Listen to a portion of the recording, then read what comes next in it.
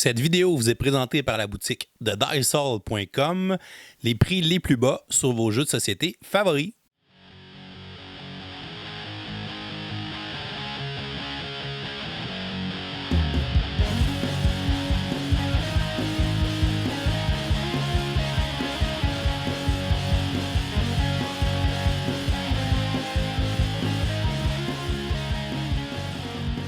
Salut les gamers, bienvenue à Professeur Board Game, je m'appelle David.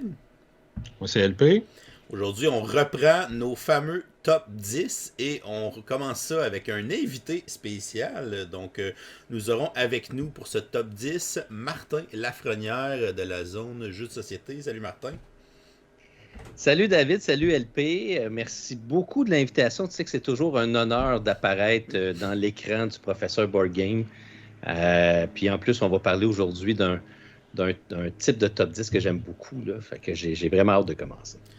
Donc récemment, on a fait un sondage justement sur notre page Patreon où nos supporters ont ont voté pour des thèmes de top 10. On en avait mis une dizaine. Il y en a 3 qui ont ressorti un peu plus. Fait qu'on a choisi ces 3-là pour faire nos prochains top 10. Donc aujourd'hui, c'est un top 10 de jeux avec un thème original. Qu'est-ce qu'on veut dire par là, LP, un thème original?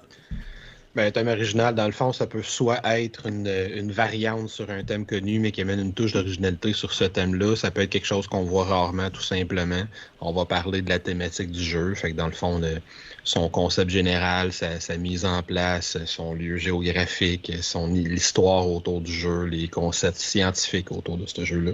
Fait que dans le fond, quelque chose qui va amener de l'originalité. Puis dans mon cas, à moi, j'ai essayé de trouver des jeux que la thématique, c'était pas juste comment je dirais ça, une espèce de cadre dans lequel on aurait pu mettre n'importe quel jeu, mais dans le fond, la thématique a de l'importance au niveau mécanique dans le jeu. Ouais, c'est ça, où la thématique est bien implantée dans le jeu, puis que je ne verrais pas nécessairement une autre thématique pour que ce jeu-là fonctionne. Donc, en gros, c'est pas des jeux où on va faire du commerce autour de la Méditerranée. Oh non? Ben, si ça... C'est une blague. Ou si c'est ça qu'on fait, on va trouver une façon originale de le faire. Ah, ok, c'est bon, c'est bon. Bref, c'est une excuse pour parler de plein de jeux que les gens ont peut-être moins entendu parler. Ouais, parce que souvent, c'est ça, des jeux avec des thèmes un peu plus marginaux, weird. Tu sais, c'est peut-être des jeux qui ont une moins grosse tribune ou qui ont moins bien pogné. Ouais.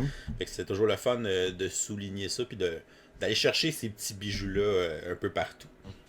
Dans mon cas, ça m'a permis d'aller chercher quelques vieux jeux aussi, mine de rien, là, de plus de 10 ans. Là. Ouais, c'est toujours le fun, ça. Ouais. Ah, puis moi, je peux même dire que dans ma liste, j'ai un jeu que j'ai et que je n'ai jamais joué, mais que j'ai quand même mis dans la liste. Ah, ça c'est cool. Ah. J'ai hâte de savoir c'est quoi. Et que j'ai depuis curieux de savoir lequel. OK. Donc, on va commencer ça avec notre numéro 10. Je vais commencer. En fait, en faisant ma liste, je me suis rendu compte que j'avais beaucoup de jeux qui avaient des petites touches scientifiques dans leur thème. Parce que, bon, il n'y en a pas tant que ça des jeux scientifiques, fait que ça vient aussi me chercher parce que je vais enseigner en sciences. Et mon numéro 10, ça serait Energy Empire. C'est un jeu de Minion Games, de placement d'ouvriers. C'est un jeu, dans le fond, qui a une thématique un peu écologique sur l'industrie de l'énergie. Donc, c'est un jeu où on va construire un engin de cartes avec des usines, des trucs comme ça pour transformer des ressources, essayer de faire des points, essayer de faire des objectifs. Mais c'est un jeu où on va devoir acheter des dés d'énergie, donc des dés de source d'énergie pendant la partie. Donc, je pourrais acheter un dé d'hydroélectricité, mais là, ce dé-là, il fait quand même un peu d'énergie, mais il pollue pas. Ou je pourrais aller acheter des dés de charbon, qui font peut-être un peu plus d'énergie que l'hydroélectricité, mais qui, eux, vont avoir plus de chances de polluer. Même chose avec le dé nucléaire. Donc, il y a une chance de polluer mon plateau avec des déchets nucléaires qui sont difficiles à enlever. Fait que tout cet aspect-là environnemental, pollution, énergie propre versus énergie avec l'hydrocarbure, je trouve que c'est vraiment très original dans un thème, dans un jeu qui est quand même très euro, mais que la thématique fonctionne quand même très bien. Fait que toute cette petite touche-là écologique qui pourrait à rigueur même devenir éducative, pour moi, fait que ce thème-là ressort un peu de tous les autres jeux euro là, que je pouvais avoir à la maison. Fait que Energy Empire... C'est un bon choix. Moi, j'ai jamais joué personnellement, mais je suis très curieux de l'essayer. Moi, je l'ai dans ma collection, mais ça c'est la suite de Manhattan Project. C'est le deuxième, celui-là, ouais. Okay. Le deuxième, mais qui n'a pas tant de lien, finalement. Tu sais, il n'y a pas... C'est pas sur les bombes comme l'autre, là. Ouais, parce que l'autre avait un thème très controversé parce que le but est de construire ou de. La bombe nucléaire, oui. La bombe nucléaire, puis ça avait fait un petit peu jaser. Tabarnouche, ça, c'est un magnifique matériel. Je pense que c'est la version proto. J'essaie de trouver des belles photos. J'étais comme, voyons, Tu nous le vends bien. En plus, les composantes dans le jeu sont vraiment hot, là, les ressources puis tout ça, c'est une belle production. J'étais comme, ouais. Parce que moi, j'ai joué au premier, mais j'ai pas joué à celui-là. J'ai joué à celui qui était un petit peu plus controversé, justement. Ouais, ben moi aussi, c'est la même chose que toi, LP. Moi, je l'ai, Energy Empire, fait qu'on va mettre ça sur la pile, David. J'aimerais bien l'essayer, ça fait longtemps. Ouais, c'est vraiment bon. Parfait, fait que je vais continuer, je vais prendre la balle au vol. Dans mon top 10, moi, on va se téléporter plus dans les années 20. C'est drôle parce que c'est un jeu duquel j'ai parlé quand même assez abondamment dans notre dernier podcast. Dans le jeu The Opulent de Black Locust Game, qui est un jeu qui a été socio-financé et qui est sorti en 2016, si mémoire est bonne. C'est un jeu coopératif de 1 à 4 joueurs dans lequel les joueurs vont gérer un bar clandestin, parce qu'on est en pleine prohibition, dans lequel on vend de l'alcool dans les années 20 à Chicago. Fait que là, on a tous les clichés typiques de l'époque. C'est un jeu qui est très original aussi parce qu'on en a parlé dans notre dernier podcast quand on parlait d'asymétrie. C'est un jeu où les joueurs ont un rôle très différent. Il est à cheval entre un jeu un peu gamer puis un party game, là, un jeu de party, parce que les joueurs ont toutes des petites stations avec des règles relativement simples. Il y en a un, le doorman va jouer au Yadze, puis selon les résultats qu'il va obtenir, il va faire rentrer des clients à l'intérieur du bar. Mais là, s'il est obligé de faire rentrer le 2, 3, 4e client dans la file, ceux par-dessus lesquels il va sauter puis qu'il va faire attendre davantage, ils vont être moins contents, fait qu'ils vont dépenser moins d'argent une fois qu'ils vont être dans le bar. Il y en a un autre qui va jouer avec une main de cartes, puis il va essayer de faire des espèces de collections d'ensemble. Mais sur ces cartes, ce sont des notes de musique puis des portées. Fait que lui, c'est le jazzman, c'est celui qui s'occupe du big band, où les gens vont rentrer sur la piste de danse après être rentrés, puis ils vont accumuler de l'argent sur leur petite carte parce qu'ils sont contents, ils ont dansé, ils ont de la bonne musique, fait qu'ils vont être prêts à dépenser plus quand ils vont aller acheter de l'alcool au bar. Puis il y en a un justement que lui, il a un jeu de gestion de ressources. Fait qu'il y a des petits cubes qui représentent ces différentes ressources, sa bière, son vin, ses petits fruits qu'il coupe, il faut qu'il prenne des actions pour aller se couper des fruits quand il n'y en a plus. Puis il va essayer de servir les différents clients qui sont à son bar, puis de subvenir à leurs besoins et à leurs désirs pour qu'ils dépensent tout leur argent. Puis le 4e rôle, ben, il y a le manager que lui, il a différentes actions spéciales qui peut aller aider les autres. Fait que si le doorman il a fait attendre des gens dans la rue avant de les faire rentrer, ben, le manager peut sortir puis aller jaser avec le monde, distribuer des petits drinks, des petits shooters dans la rue, etc. pour que les gens soient contents et que ça leur dérange pas d'attendre. Fait que c'est un jeu qui est très asymétrique. Le visuel du jeu il est très intéressant. Il est très... Gatsby, le magnifique. Tu es vraiment dans cette vague-là. Puis moi, puis le art du jeu, c'est tous des gens que les créateurs connaissaient qui sont venus prendre des photos en costume d'époque. Fait que tous les personnages du jeu, tous les clients que tu vois qui sont des cartes, c'est toutes des photos et non pas des dessins, ce qui est particulier puis ce qui rend le jeu intéressant aussi. Fait que c'est un jeu qui avait eu quelque chose comme 25-30 000 sur Kickstarter, fait que c'est pas une production stellaire, mais c'est une belle production, puis c'est surtout un thème que j'ai trouvé, j'ai pas vu ça souvent, de gérer un bar, en plus à une époque particulière où t'as pas le droit de vendre d'alcool, fait que tu peux avoir des cartes événements où t'es pas chanceux, puis le FBI fait une descente, puis prend tout ton argent, fait que là tu peux t'acheter des upgrades pour avoir des fausses armoires dans ton bar pour cacher ton argent si jamais il y a une descente. Une vigie qui va arriver d'avance. Exactement. Ah, t'as littéralement la carte Lookout, là, où tu payes un petit gars là, qui attend sur le coin de la rue, puis si les policiers y arrivent, il vient t'avertir, puis là on a le temps de cacher nos affaires avant que les policiers rentrent. Fait que j'ai trouvé que c'est une thématique bien originale, que j'ai pas vu souvent. Fait que The Opulent. David, je pense que tu as déjà joué. On a déjà joué 2-3 parties. Ouais, parce que... Ouais. Puis c'était comme une genre de campagne. Oui, c'est ça. Où tu essaies de faire, dans le fond, tu fais de 1929 jusqu'à 39, où là, ils finissent par fermer ton bar avec le début de la Deuxième Guerre. Puis tu essaies d'améliorer ton bar puis d'acheter des améliorations, des upgrades au fur et à mesure que ta campagne avance. Fait que c'est super intéressant. Pas le meilleur jeu du monde, mais c'est très intéressant. Puis il y a une belle asymétrie aussi dans le jeu. Fait que mon numéro 10, The Opulent. Nice. C'est vrai que la gestion de bar dans les jeux de société, étrangement, on n'a pas vu ça souvent. Hein. Ouais. Non, c'est un thème que j'ai pas dans ma ludothèque. La barre est haute, là. On commence fort. Je pense que c'est le seul jeu de ce thème-là que je... Fait que le prochain reskin de ce jeu-là, c'est genre gérer un bar ludique. Ça serait drôle. Oui, ça serait drôle. Donc. Martin. C'est à moi. Ah ben oui, hein. Oui. Bon, ben là, c'est parce que là, tu sais, on part de. Ton thème est vraiment très, très. C'est un thème qu'on a vu très rarement. Moi, je pense qu'on a vu ça rarement. Mon numéro 10, c'est un jeu que j'ai mis numéro 10 parce que c'est un peu. C'est un peu dans mon style de jeu, puis les gens qui me connaissent, ils savent que j'aime beaucoup ces jeux-là. Alors, mon numéro 10, c'est Cloudspire.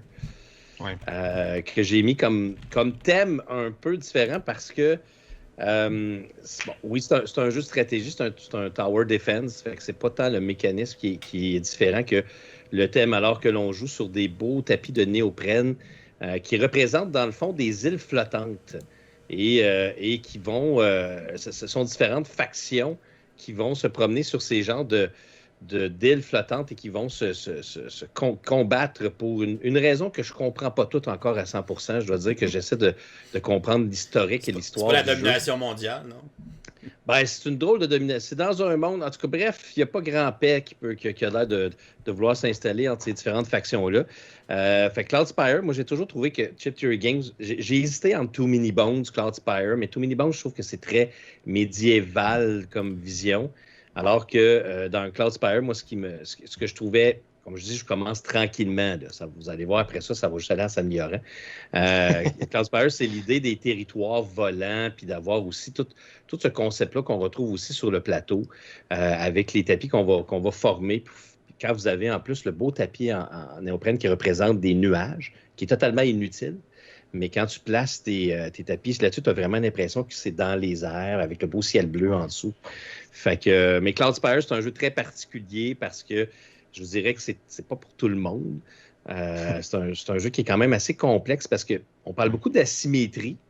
Puis je dirais que c'en est un qui est quand même pas pire asymétrique dans surtout l'utilisation des différentes factions qui fonctionnent différemment. Puis ça fait un jeu qui est assez difficile à prendre en main, mais qui est super le fun à jouer en solo et aussi à jouer à plusieurs.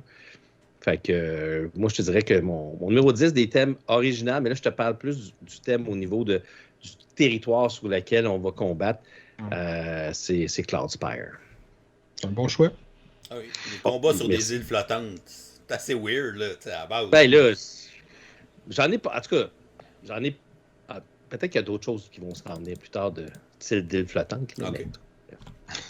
C'est une thématique que t'aimes. Cloud Age. Oh, en tout cas. J'enchaîne avec mon numéro 9. Je restais encore un peu dans la veine scientifique. C'est un jeu de contrôle de territoire et de programmation dans lequel on joue des virus. Donc le jeu viral. Donc chaque joueur va incarner un virus et dans le fond, les territoires du plateau, ce sont les organes d'un être humain. Fait qu'on essaie d'infecter quelqu'un.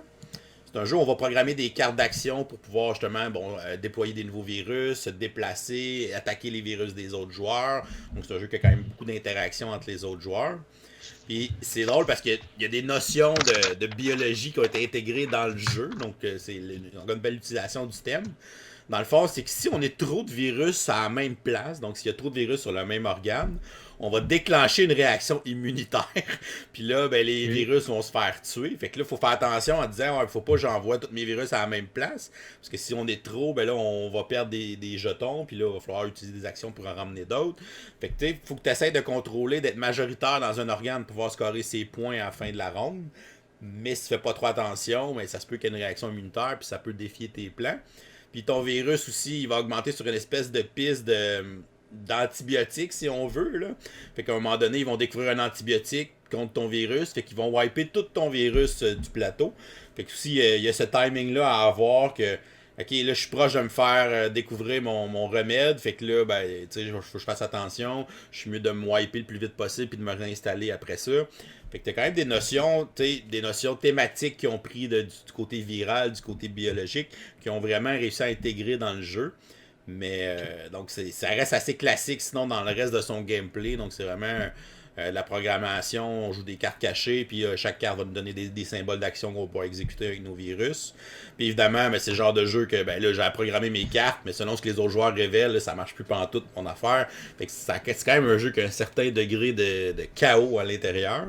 Mais ça représente bien, je trouve, le corps humain, ce degré de chaos-là, parce que des virus, on le sait, hein, c'est assez imprévisible.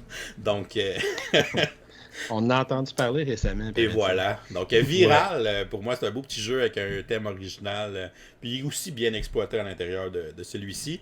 Puis encore une fois, ben, les organes, le plateau où sont placés, ben, sont vraiment placés aux endroits qu'on les retrouve dans le corps. Fait que tu aurais aussi ce petit côté-là éducatif à dire, ah ben là, ok, le pancréas c'est là, ou le foie c'est là, etc. Fait que... C'est juste que, tu sais, honnêtement, quand tu regardes le plateau, là, Ouais.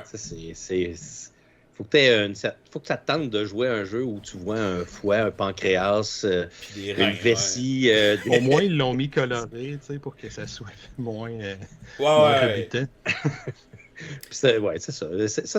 Ça, Viral, c'est le jeu que j'ai toujours voulu jouer et que j'ai jamais joué, que j'avais dans ma ludothèque, que je me suis d'ailleurs débarrassé parce que je sais pas. À chaque fois, je disais, hey, on joue-tu à un jeu où tu es un virus et que tu infectes des organes? Les gens me regardaient avec un drôle d'air. Ouais, puis je pense que tu... Non, il joue peut-être à 2, mais tu sais, c'est un jeu qui est mieux à 3, 4, tu sais, même 5.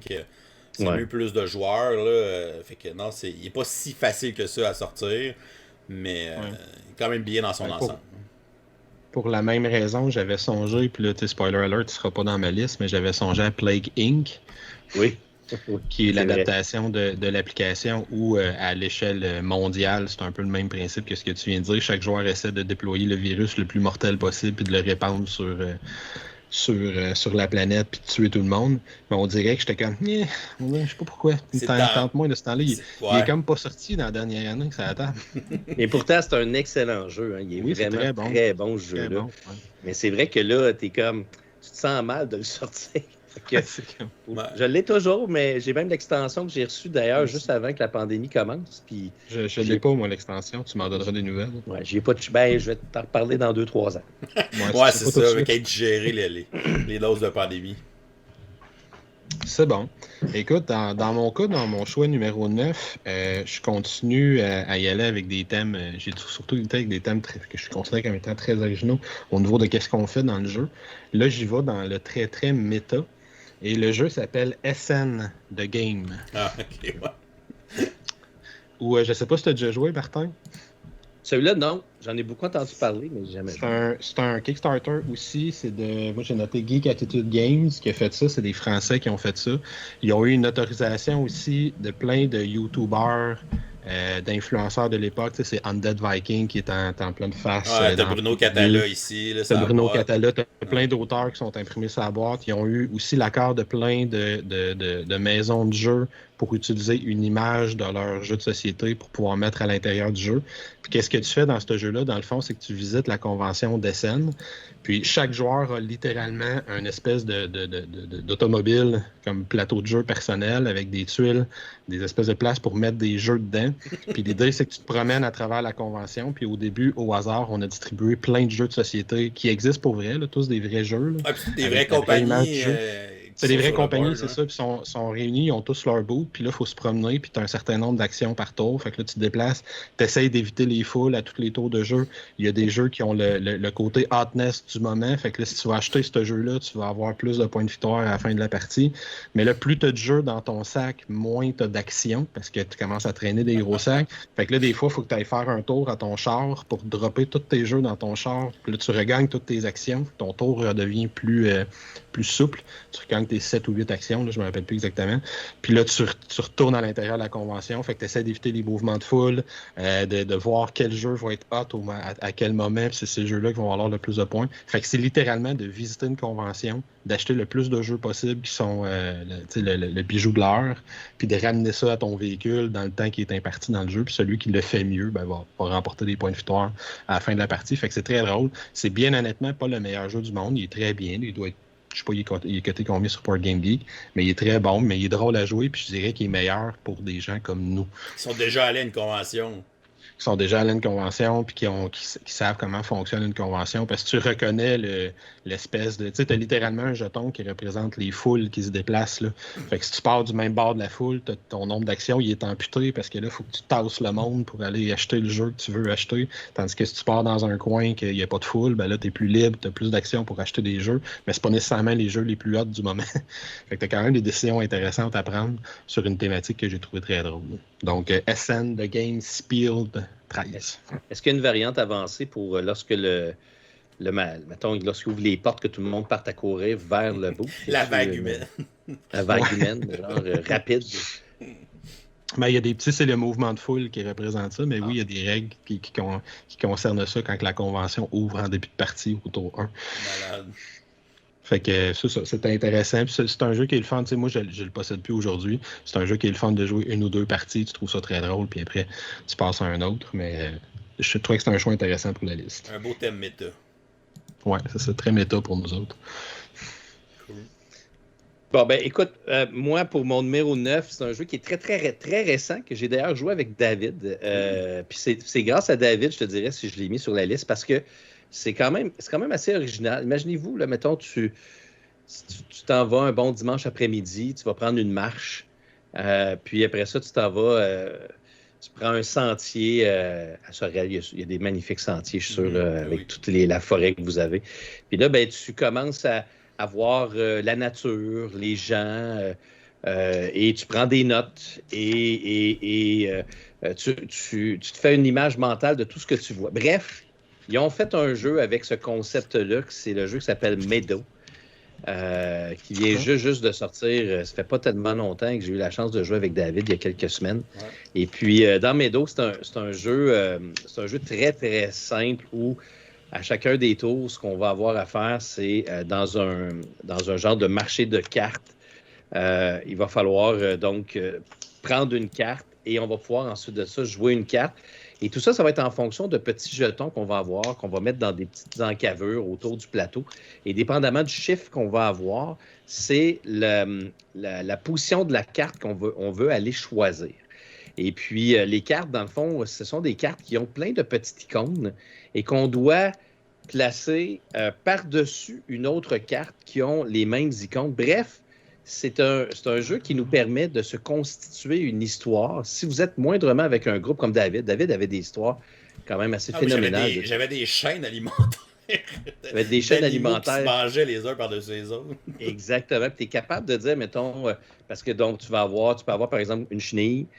Puis là, il faut que tu ailles chercher une carte de papillon. Mais là, sur la carte, il y a un petit symbole de chenille, puis ça te prend aussi, souvent, il y a un symbole de, ils appellent ça de sol, parce qu'en bas complètement de notre plateau de cartes qu'on va se constituer, on a différents types de sol. Puis là, ben, on va mettre le papillon par-dessus la chenille.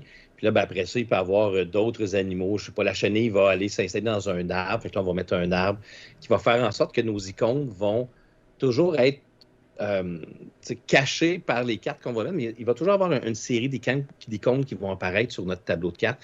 Et c'est ça qui va nous permettre de créer notre chaîne d'histoire et d'éléments naturels qu'on va avoir. Puis le but du jeu, c'est d'avoir le plus grand nombre de points à la fin, mais ça fait... en tout cas, moi, personnellement, c'est la première fois que je voyais un thème où le but, c'est de faire une randonnée puis de prendre des notes mentales de ce qu'on voit. Puis en fait, je ne sais pas trop qu'est-ce qui arrive vraiment aux gens. Mais bref, c'est un jeu qui me fait beaucoup penser un petit peu à Wingspan pour ce qui est de... Pas du jeu en tant que tel, là, parce que c'est pas du tout la même chose. Mais ce que je veux dire, c'est que son intérêt pour la nature. Intérêt pour la nature, le fait que ce soit accessible pour plein de gens...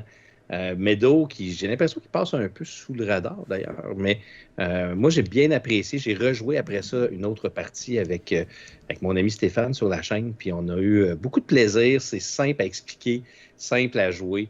Puis toutes les cartes sont différentes aussi. Il n'y a pas une seule, au niveau visuel, là, parce que c'est sûr qu'il peut y avoir des icônes qui reviennent, mais puis quand au milieu de la partie, on change le plateau de cartes de sud, parce qu'il y a ouest, sud et est au début de la partie. Puis c'est sûr qu'à chaque fois qu'on prend une carte, on la remplace par une autre.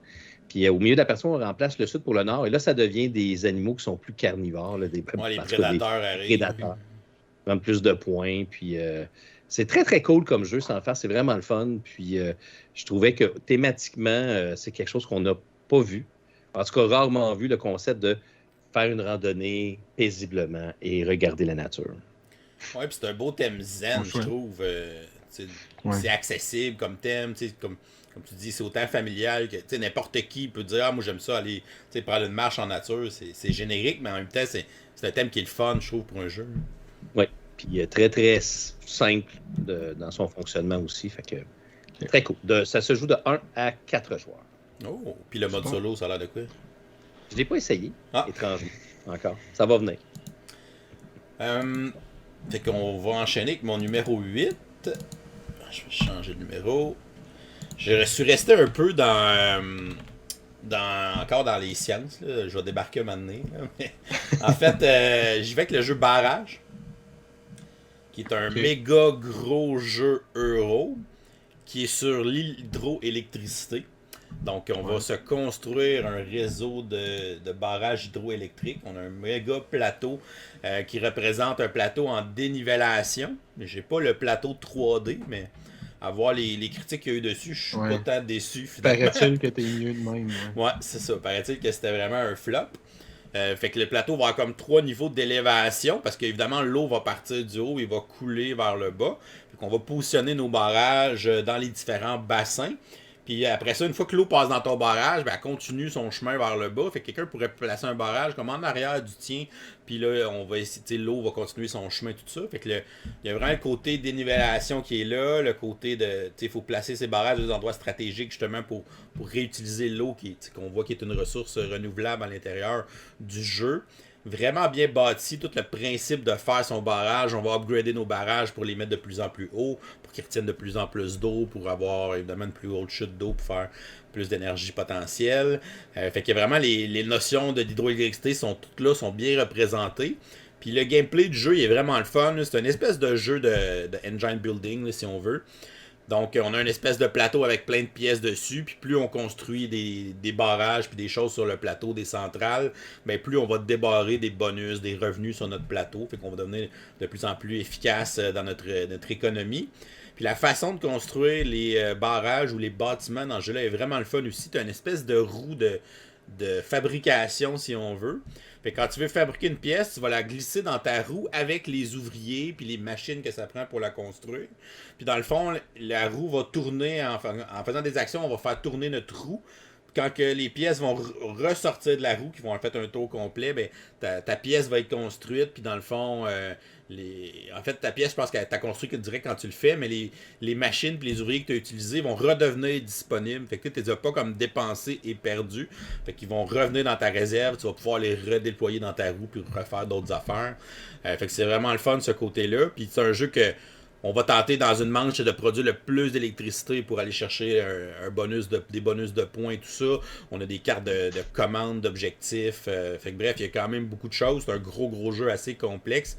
Mais je trouvais que la thématique était quand même assez originale pour tourner autour de l'hydroélectricité qui, pour nous au Québec, ben, c'est notre source principale d'énergie. Fait que je trouvais ça très cool comme thème. Puis en plus, ils ont réussi à l'intégrer vraiment très bien dans un jeu euro très complexe. Donc, barrage, vraiment un beau petit coup de cœur, puis je trouve que c'est un thème qui valait la peine d'être souligné. Bon choix, lui aussi, il est sur ma liste de jeux à essayer, mon interminable liste de jeux à essayer. Ouais, la pile de jeux à jouer est haute. Ça commence à être grosse. Excellent choix. Fait que dans mon cas, je vais continuer avec mon choix numéro 8. Moi, on va aller très loin. Moi, dans le fond, le jeu n'est pas si original en soi. C'est probablement le plus vieux jeu de ma liste, là, qui existait dans les années 80, puis une réédition qui a été faite, je pense que c'était en 2008. C'est The Tales of the Arabian Nights. Où ce jeu-là, je trouve qu'il va aller chercher son originalité thématique de par la mythologie dans laquelle il a décidé de prendre place. Il y a énormément de jeux de toutes sortes, de tout genre, de toutes mécaniques confondues sur les mythologies grecques, asiatiques, égyptiennes, nordiques de ce temps-là. C'est fou, ils sont tous là-dessus. Mais au niveau de ce qui est mythologie moyenne-orientale, les contes des mille et une nuits, dis-je, il n'y en a pas beaucoup. Je suis pas sûr que je suis capable de penser à d'autres jeux qui prennent place dans ce type de mythologie-là sans que ça soit Aladdin, mettons. Ouais, j'avoue. Fait que celui-là, il est intéressant parce que les joueurs vont tous partir de Bagdad. Ils ont tous un objectif à atteindre pour gagner la partie, d'aller chercher un certain équilibre entre les points de gloire et les points de fortune, je pense. Puis tu vas te promener sur la map en faisant un peu ce que tu veux. Là. Il est très open world comme jeu, là, monde ouvert. Puis il y a deux autres joueurs qui vont... Pendant que toi tu joues, il y a toujours un joueur qui a l'espèce de cahier d'aventure, puis il y a un joueur qui a les espèces de une espèce de grille décisionnelle entre les mains. Fait que là, quand tu vas quelque part, il va t'arriver quelque chose, tu rencontres un génie.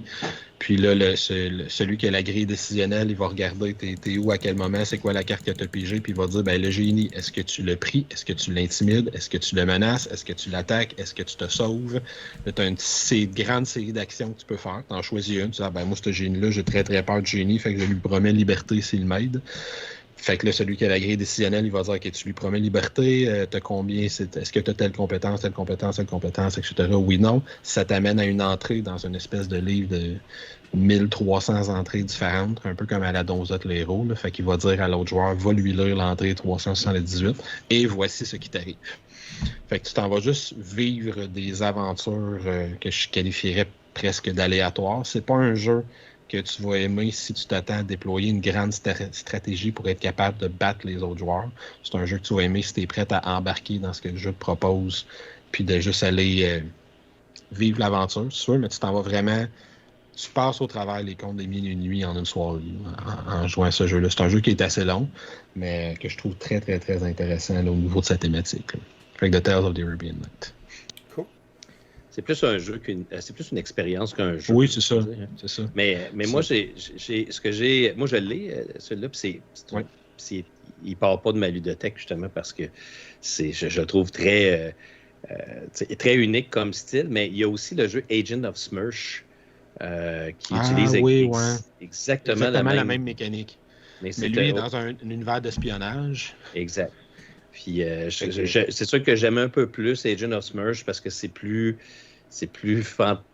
fantastique comme en tout cas, ça me retouche plus un peu comme thème.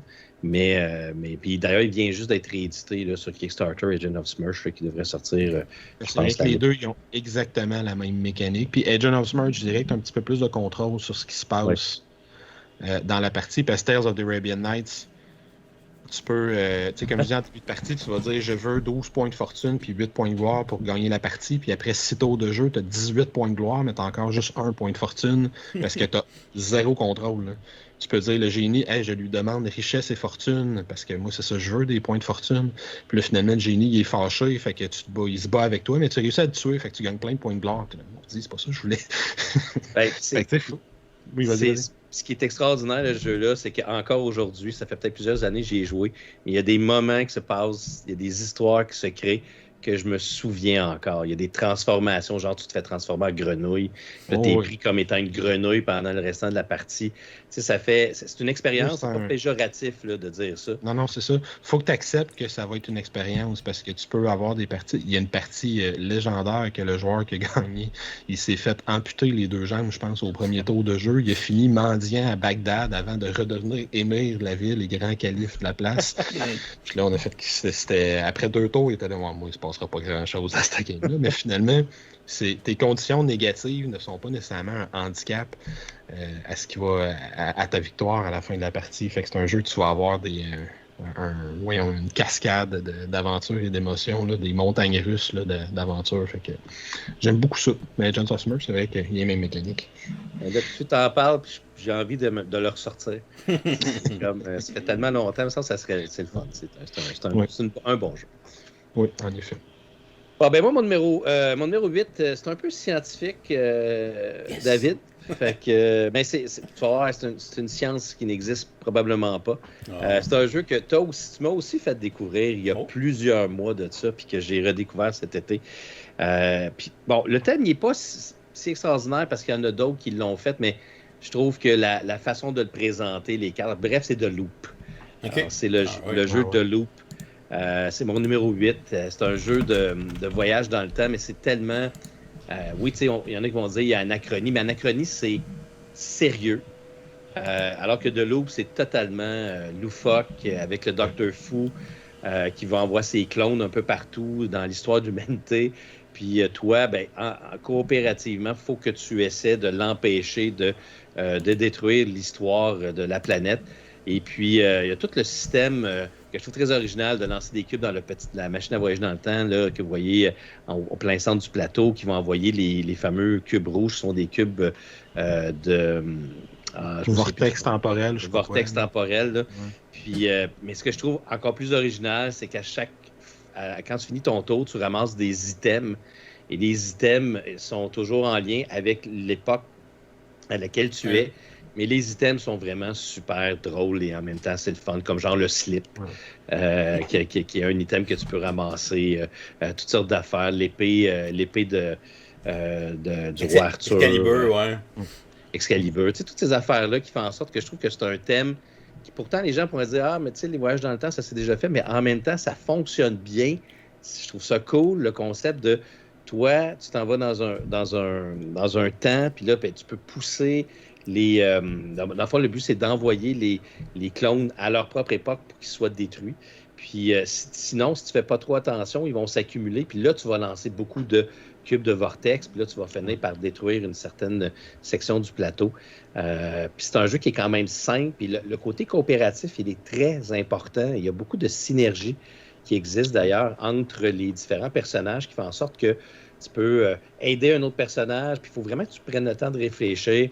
C'est vraiment le fun. C'est coloré. Je ne suis pas le style de gars qui aime beaucoup les jeux style coloré, pastel. Mais dans ce jeu-là, ça marche. Moi, je déteste Dinosaur Island à cause de ses couleurs vertes fluo. Quand je déteste pas le jeu, mais je déteste l'aspect visuel. Celui-là, ça marche, ça fonctionne.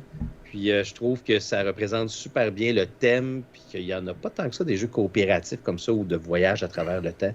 Ouais, c'est vrai. Oui, puis sa mécanique de deck building est très originale aussi parce qu'elle te force à prendre des décisions difficiles parce que c'est un jeu que tu n'as pas de puissance d'achat. C'est si je termine sur la carte que je veux, je la gagne. Oui. Mais des fois, c'est pas là du tout que j'ai besoin de terminer. Fait qu'est-ce que ça vaut la peine j'aille la chercher ou non? C'est super intéressant. Oui, parce que tu as le phénomène du loop. Le concept du loop, c'est que tu peux réutiliser tes cartes en utilisant des cubes d'énergie, mais qui ont le même icône. Donc, oui, il faut que tu bâtisses quand même. Mais, comme tu dis, tu ne contrôles pas tant que ça parce qu'il y a tellement de choses qui se passent en même temps sur le plateau que tu ne vas pas nécessairement jouer en fonction de la carte, mais malgré que ça pourrait t'aider dans d'autres. En tout cas, c'est vraiment impressionnant, ce jeu-là de loop. Puis je vous le conseille fortement. Encore un jeu, c'est drôle, on dirait qu'on n'en parle pas beaucoup de ce jeu-là, mais... il y a une extension. Il y a eu un petit buzz quand il est sorti. Ouais. Il y avait un plus gros buzz en Europe qu'au Canada. D'autres étaient un peu vraiment passés sous le radar ici, là, mais c'est parce très bon. Est sorti bien après, Moi, ça me fait penser à un dessin animé du samedi matin, ce jeu-là. Oui, c'est vrai. C'est vrai. Avec les cartes là, qui sont faites un petit peu cartoon, tu as raison. Ouais. Non, une très bonne idée. Un beau thème de voyage dans le temps, bien utilisé en plus d'être original. Bon, numéro 7. Je vais y aller avec un jeu méta, moi aussi. Puis je viens de réaliser, moi aussi, c'est un jeu que j'ai pas joué, en fait. J'ai choisi. C'est un jeu que j'ai vu passer, mais c'est un jeu que je vais recevoir la semaine prochaine. Fait que là, pour m'excuser, je vais y jouer bientôt. Puis il est aussi méta pour c'est méta par rapport à l'univers des jeux de société. Là. Fait qu'un peu comme toi avec SN tantôt. C'est un jeu qui s'appelle Shelfie Stacker. Donc c'est un jeu dans lequel on doit assembler notre bibliothèque de jeux. C'est vrai? Oh mon Dieu! C'est un jeu qui a été sur Kickstarter, j'imagine, peut-être en 2019, là, à cause des retards, là, soit 2019 ou 2020. C'est un jeu de l'auteur Shem Phillips, quand même, là, qui est un auteur assez reconnu, qui a fait toutes les trilogies de la mer du Nord, Royaume de l'Ouest et tout ça. C'est un jeu qui a été fait par une nouvelle compagnie, là, c'est Arcus Games, donc c'est vraiment leur premier jeu. Mais ils sont quand même allés chercher un auteur reconnu, fait que je trouve ça cool comme concept. C'est un jeu où on va drafter des dés. Puis les dés représentent les jeux qui sont dans ton cube de Kallax. Fait que selon la face, ben là, tu peux avoir un certain nombre de petits jeux ou deux gros jeux qui sont collés un sur l'autre. Fait que tu vas comme placer tes dés après ça dans ta Kallax, là, dans ta grille, ta bibliothèque de jeux. Puis tu vas essayer de les placer selon un agencement pour te donner des points, selon les couleurs, selon les symboles des dés, tout ça. Je sais pas s'il y a des objectifs ou quoi que ce soit à accomplir qui étaient cachés au public. Comme j'ai dit, j'ai pas encore joué, mais je trouvais que c'est tellement méta puis tellement unique comme jeu que je pouvais pas ne pas le nommer. Puis c'est ça, j'ai contacté la compagnie récemment puis ils ont décidé de m'envoyer une copie. Donc je vais pouvoir l'essayer. Je trouvais ça drôle. Je l'avais vu sur Kickstarter, mais j'étais comme OK, un jeu où on fait des jeux de société, ça a l'air drôle, le matériel a l'air super beau, c'était toutes les dés, c'est très coloré, tout ça. Je trouvais que le principe avait l'air cool. C'est un jeu un peu style puzzle, là, si on veut, un genre de Calico d'après moi, là, dans le feeling. Là. Fait que tu remplis ta grille et tout ça. Fait que ça a l'air vraiment drôle. Fait que, ouais, Shelfie Stacker. Puis, dans la même ordre d'idée, j'ai vu sur les médias sociaux dans les dernières années, il y a des gens en Europe qui sont en train de développer un jeu qui s'appelle Calax, qui est un peu le même principe, mais avec des pièces qui représentent les jeux de société que tu mets dans ta Calax physiquement. Là. Fait que t'as un petit aspect spatial dans leur proto aussi. Fait que c'est ça. Remplir une bibliothèque de jeux, c'est un thème assez weird. J'avoue. Pas eu ça souvent non plus. Surtout que ça s'adresse à qui, tu sais, je veux dire. Honnêtement, si monsieur, à part nous autres. C'est très niché, là. C'est ça, c'est. Ben, en même temps, ça peut s'adresser à tout le monde, mais je veux dire, c'est sûr que nous, on va sourire en jouant à ça. Ouais. Oh, ben oui. Parce que des jeux où tu fais une bibliothèque avec des livres, il y en a quand même plus qu'un. Oui. Mais là, on tombe dans le très niché là, en faisant une bibliothèque de jeux. Ouais. Ça, c'est vrai. C'est bon, fait que je continue donc avec mon numéro 7 où lui, il est 13 €. Là. C'est un jeu de Check Games. Vladimir Suki, je sais pas trop comment le prononcer. C'est Last Will. Okay.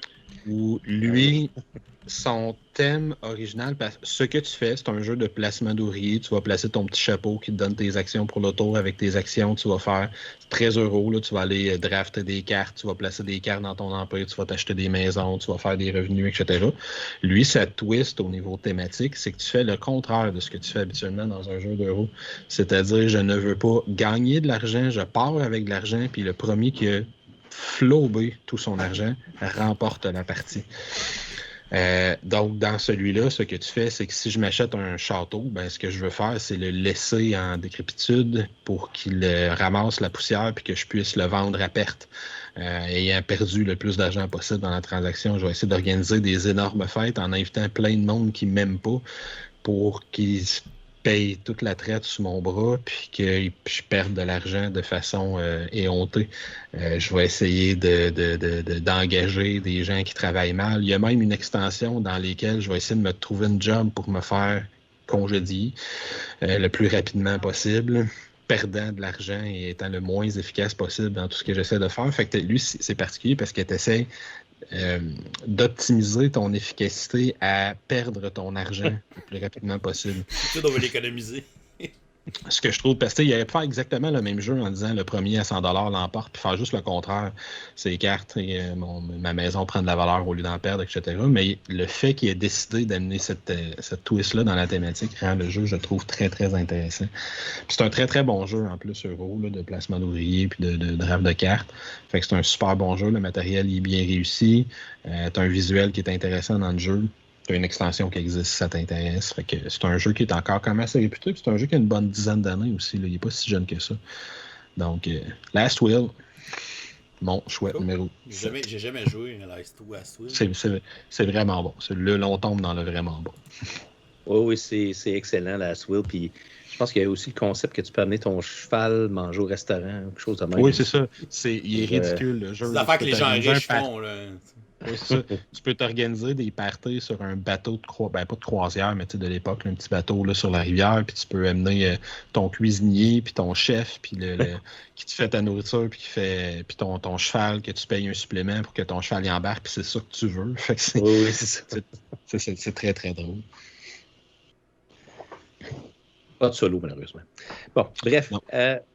Moi, mon numéro 7, encore, on dirait qu'il y a un thème de David. C'est grâce à David si je l'ai eu, celui-là.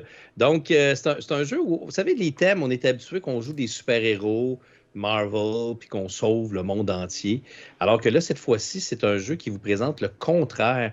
Alors que les super-héros sont des méchants. Et nous, on joue une gang d'humains qui essaient de, justement, contrecarrer les plans de ces méchants super-héros-là. Alors, mon jeu, je vois que tu as reconnu, c'est lequel, David. Alors, c'est The Reckoners, que je considère encore comme un de mes jeux, je ne dirais pas favori, parce que ça devient quand même une mécanique qui est assez, qu'on voit un petit peu partout, là, un genre de mécanique où on lance des dés. C'est un jeu de dés à la base, où on lance des dés jusqu'à 3 fois, puis après ça, on va faire des actions, mais c'est un jeu coopératif et qui est basé sur un livre de Brandon Sanderson, qui est excellent. D'ailleurs, je n'ai pas encore fini de lire la trilogie, je me suis arrêté au premier, mais un de ces 4, je risque de continuer. Mais d'ailleurs, je sais que l'extension qui s'en vient très bientôt, mais côté côté thème, c'est quand même... Donc, c'est l'idée qu'on est tellement habitué avec Sentinel of the Multiverse, avec les jeux de Marvel, de toujours être les grands chevaliers, héros qui veulent sauver. Mais qu'est-ce qui pourrait arriver si, au contraire, les gens qui ont ces pouvoirs-là, au lieu de dire « je vais sauver l'humanité », je vais dire « je vais le contrôler, cette humanité-là ». Fait que c'est un peu le monde dans lequel se passe The Reckoners, qui est un monde très dark. Et ce jeu-là le représente quand même très bien. Puis ce que j'aime beaucoup, c'est que je le trouve très thématique. Parce que dans ce jeu-là, tu as deux façons d'éliminer, dans le fond, les épiques. Et c'est soit tu les élimines tels quels, comme ça, qui ont beaucoup de points de vie, ou tu fais des recherches pour essayer de trouver leurs points faibles. Et une fois que tu as trouvé, tu as assez de points de recherche, alors au lieu d'avoir 8 points de dégâts à y faire, tu vas peut-être en avoir juste 3 à y faire. Donc, c'est un concept que je trouve intéressant, l'idée de on essaie de trouver justement le point faible de notre ennemi pour pouvoir lui faire plus de dégâts. Dans celui-là, on se bat contre Steelheart, donc Cœur d'acier, qui est comme son nom l'indique, là, qui est très difficile à battre parce qu'il est en acier, qui se promène un peu partout dans la ville de New Chicago. Mais très bon, beau matériel, beaucoup trop d'ailleurs. En passant, le matériel, on s'entend que c'est un matériel Game Trace qui est relativement inutile pour à peu près 70% du matériel. Mais quand même, à chaque fois que je le sors, je l'ai sorti cet été d'ailleurs, j'en ai fait une partie sur ma chaîne, puis c'est toujours beau, c'est toujours grandiose sortir ce jeu-là. Et je n'ai pas participé, imaginez-vous donc, pour avoir l'extension. Parce que je sens pas que j'ai fait le tour encore de Reckoners. Mais bon, bref, je vais peut-être changer d'idée. Je vais essayer. Il va y avoir deux nouveaux boss dans l'extension. C'est ça que je trouve cool, surtout. Là. Moi aussi, je l'ai pris parce que je trouve que Steelheart commence à avoir fait le tour là, du vilain. Puis ça, c'est une affaire aussi que je trouve que le méchant... En tout cas, je ne sais pas s'ils vont changer dans l'extension, mais je trouve que le méchant, il fait pas tant de choses que ça, à part se promener, puis dans le fond, de faire baisser une piste. Là. Mais quand même, le jeu il est très, très bon, très fun. Puis c'est un thème qu'on voit pas souvent, les méchants super-héros. Oui, c'est vrai. C'est pas mal un des seuls, je te dirais. Ça ressemble beaucoup à l'univers de la série Amazon The Boys aussi, qui est un peu le même principe. Là. The Boys ou celui qui est sorti dernièrement, qui s'appelle... ça va peut-être pas revenir, mais c'est la nouvelle série sur Amazon là, qui ont sorti aussi. Là, Invincible. Et c'est ça, Invincible. Qui ne sont pas méchants, mais c'est un peu plus violent. Oui, c'est ça. Parfait. J'enchaîne avec mon numéro 6. Je vais retourner dans la science. Donc, c'est un jeu il a pris un concept scientifique assez abstrait pour faire un jeu autour. Donc, c'est Photosynthesis. Ah oui, bien sûr. Donc, je m'attendais à le voir sur ta liste, celui-là. C'est un jeu où on va planter des arbres pour essayer de faire des points. C'est un jeu très puzzle, très casse-tête, très échec un peu aussi, là, parce qu'on va essayer de positionner nos arbres à certains endroits pour bloquer le soleil des arbres des autres joueurs. Donc, il y a un principe de soleil et d'ombre qui va être dans le jeu. C'est un jeu qui a une production vraiment magnifique. Je vais vous montrer ça. Des beaux arbres en carton en 3D. C'est très coloré.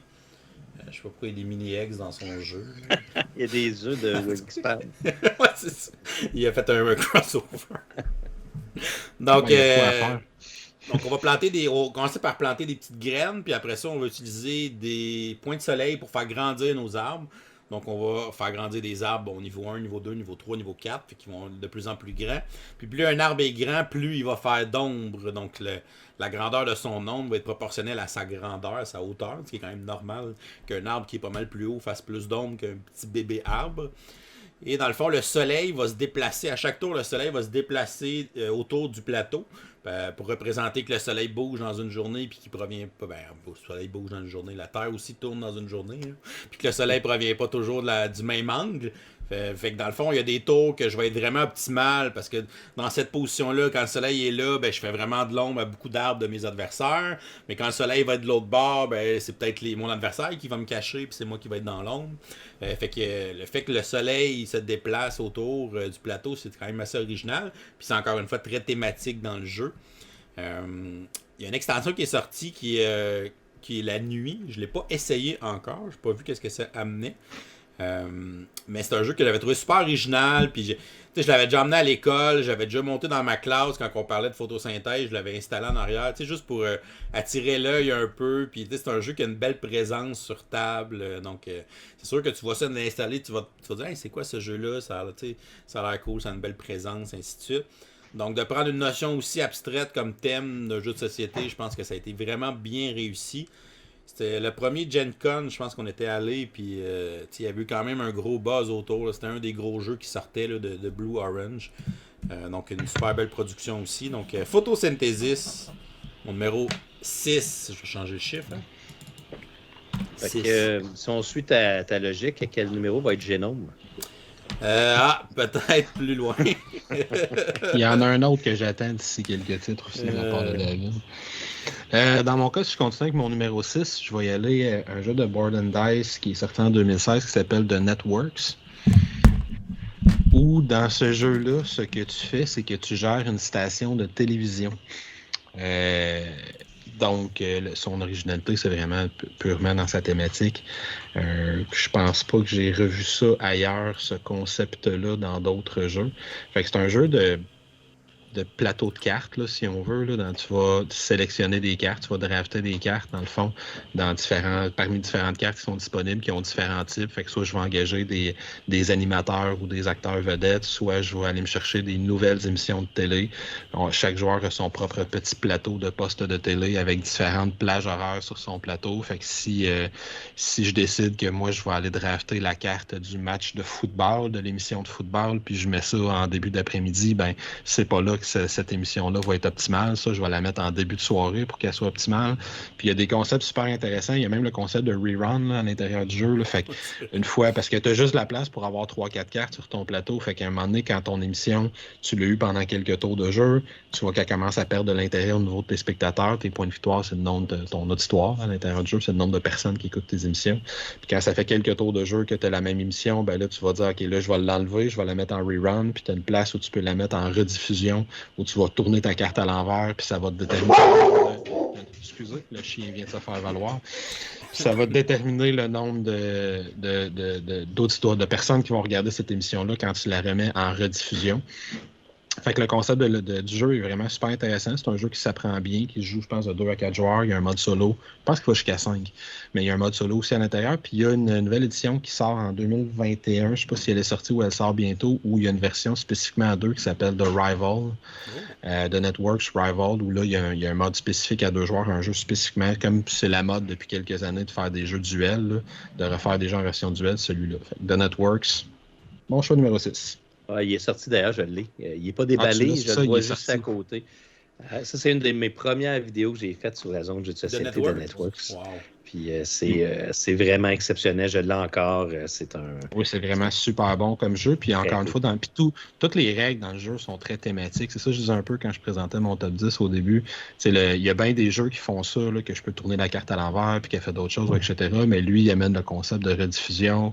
Puis je passe des émissions en fin de soirée, puis je gagne des cartes qui me donnent des pouvoirs spéciaux. Ben là, c'est que j'ai un acteur vedette dans ma série télé, fait qu'il y a plus de gens qui vont vouloir l'écouter, etc., etc. C'est super bon comme jeu. C'est très comique parce qu'ils n'ont pas de droit pour rien, mais tu reconnais pas mal tout ce qui. Oui, genre, tu vas acheter l'émission de Y-Files. Puis, c'est tous des jeux de mots avec des émissions qui existent. Là. Sans exception. Là. Okay, c'est ça, The Networks. Ben écoute, mon numéro 6, moi, c'est le jeu que j'ai pas joué. C'est pas un jeu que je t'ai fait jouer. Non, c'est ça. Puis celui-là, je me sens moins mal parce que toi aussi, tu t'as nommé un jeu que tu n'as pas joué encore. Moi, c'est le jeu Millennium Blades, qui est un jeu que j'ai depuis des années. En fait, je dois vous avouer, le côté ridicule de la chose, j'ai tout de Millennium Blades. J'ai acheté toutes les extensions, j'ai toutes les cartes qui existent. En fait, pour ceux qui ne connaissent pas Millennium Blades, c'est un jeu de cartes qui imite les jeux de cartes. Donc, c'est un jeu qui imitait, dans le fond, le concept un petit peu des jeux de cartes de collection, de collectionneurs. Donc, les paquets de cartes qui sont qui ont comme que tu achètes, mais que tu n'as pas nécessairement tout le temps les mêmes cartes à l'intérieur. Les CCG, on dit en bon français. C'est un jeu qui a une production extraordinaire. Les cartes sont magnifiques. Ils ont vraiment imité à peu près tous les types de jeux de ce type-là qui existent. C'est un jeu qui reprend le concept d'un tournoi. Puis, donc, quand tu joues au jeu de base, là, je vous parle évidemment du jeu de base, c'est le concept que, donc, tu vas avoir des cartes à aller chercher dans des paquets pour pouvoir confectionner ton paquet de cartes pour pouvoir jouer dans un tournoi. Et le but, c'est donc de gagner ce fameux tournoi-là. Fait que c'est un jeu qui se jouait à 2 personnes. Puis quand j'ai acheté le jeu, c'était pas quelque chose qui intéressait beaucoup ma blonde. Et puis, j'avais pas d'autres personnes pour y jouer. Fait que c'est un jeu que j'ai acheté, que j'ai ouvert. Les cartes sont magnifiques parce que, comme tu as montré tantôt, les cartes représentent souvent des paquets. Donc, d'un côté, tu as vraiment le concept du paquet de cartes qui te donne, mettons, les types de cartes que tu peux recevoir à l'intérieur. Puis quand tu ouvres le paquet, tu tournes la carte de côté. Dans le fond, et là, tu vas avoir la carte que tu as finalement dans ton paquet. Puis, tu as différents types de paquets là, sur le plateau. Fait que c'est toi qui choisis le paquet que tu veux aller chercher. Puis, les extensions, évidemment, ils ont acheté des dizaines et des dizaines de paquets différents. C'est un jeu qui est vraiment cool, qui n'a jamais eu de version solo, malheureusement, ce qui fait en sorte que j'ai jamais eu... Mais probablement, peut-être qu'il y a sûrement des gens qui ont inventé des versions solo, mais il n'y a jamais eu quelque chose d'officiel qui a été fait. Fait que c'est pour ça que je ne peux pas vous en parler plus que ça. Mais c'est sûr qu'au niveau du thème, j'ai jamais... Il y en a des CCG, là, ça existe, mais un jeu qui imite ce qu'il est lui-même. Ouais, c'est assez méta, ça aussi. On s'entend que c'est quelque chose que j'ai jamais vu. Puis, je me promets un jour d'y jouer, de l'essayer. Faut que je me trouve du monde, là, puis on pourra tester ça. Mais en tout cas, je peux juste dire que les gens avec qui je vais jouer, j'ai tout. Donc, je vais peut-être me perdre. Mais j'ai même un organisateur pour tout bien organiser dans ma boîte. J'ai même acheté ça. Il y a du stock là-dedans. Fait que cette boîte-là, c'est ma boîte surprise, mais que j'ai jamais joué. Mais c'est mon numéro 6, Millennium Blades. Moi, j'ai joué une fois. C'est vrai? Ouais, j'ai déjà joué une fois. Puis pour vrai, j'avais aimé ça. Le côté de ce thème-là, moi j'étais un ancien joueur de Magic. Fait que j'ai quand même un background de CCG. Fait que de faire comme, ok, ben j'ai tant d'argent, ok, je dépense de l'argent, je m'achète des paquets. Puis après, tu révèles des cartes que tu avais dans tes paquets. Après ça, tu as même une phase où tu peux échanger des cartes avec les autres joueurs. Fait que c'est comme si tu étais dans la boutique de cartes, mettons. Puis c'est comme, ok, hey, je t'échange lui contre lui. Non, je t'échange ces deux-là contre lui, ok. Puis là, tu construis ton deck. Puis après ça, tu fais les combats du tournoi. Donc, c'est vraiment pété comme thème. Mais c'est un jeu qui. La mise en place, c'est interminable là, de ce jeu-là. Ouais, faire les paquets, puis tout ça, tout trier les cartes, monter tes choses. C'est vraiment. C'est un jeu qui te prend une journée à jouer, là, un après-midi ou une soirée au complet. Là. Mais t'es investi quand tu joues, là, tu vas embarquer là-dedans. Là. Il est vraiment bien fait. Là. Bon, ben, étant donné que tu as déjà joué, on met ça sur la pile, David. Ça s'appelle une petite game de Millennium Blades. On y va. On est rendu au numéro 5, on est déjà à la deuxième moitié, les gars. Ça avance. Dans beaucoup de jeux, le but du jeu, c'est souvent de se construire une civilisation à quelque part, de la faire évoluer. Mais dans le jeu que j'ai choisi, c'est comme l'inverse. On va essayer d'empêcher une civilisation de s'installer et de se construire. Donc, je trouvais que c'était comme on dirait un petit coup de poing à tous les jeux de civilisation ou de construction, de colonisation. Il y en a un puis un autre. Là, des jeux de colonisation. Fait que c'est Spirit Island. Dans le fond, c'est qu'au lieu de jouer les colons, ben, on va être les esprits de la nature. On va essayer d'empêcher les colons de s'installer. On va essayer de les empêcher de construire des grosses villes, de faire évoluer, de se promener sur le plateau. Puis c'est un jeu, dans le fond, où chaque esprit représente un des éléments de la nature. Le board n'a pas l'air de ça, désolé. Wow. Ça, c'est une version 3D, imprimée 3D. Ça ressemble plus à ça. C'est pas sa force, le matériel, à ce jeu-là. Là. C'est dommage, mais bon. Ça reste un excellent jeu. Tu t'es pas pris d'ailleurs la version upgradée? Ouais, j'ai le upgrade pack. Fait que ça change les jetons de carton pour des jetons en bois. Ouais, qui sont des jetons d'acrylique à la place. Là. Non, je pense qu'ils sont en bois. En bois? Okay. Ouais, c'est ça. Fait que, dans le fond, chaque esprit représente un élément de la nature. Donc, l'esprit de l'eau, l'esprit du feu, l'esprit de l'éclair, de la terre, etc. Les esprits ont quand même toutes des twists intéressantes, ont vraiment des pouvoirs différents. On commencer avec un paquet de cartes différents.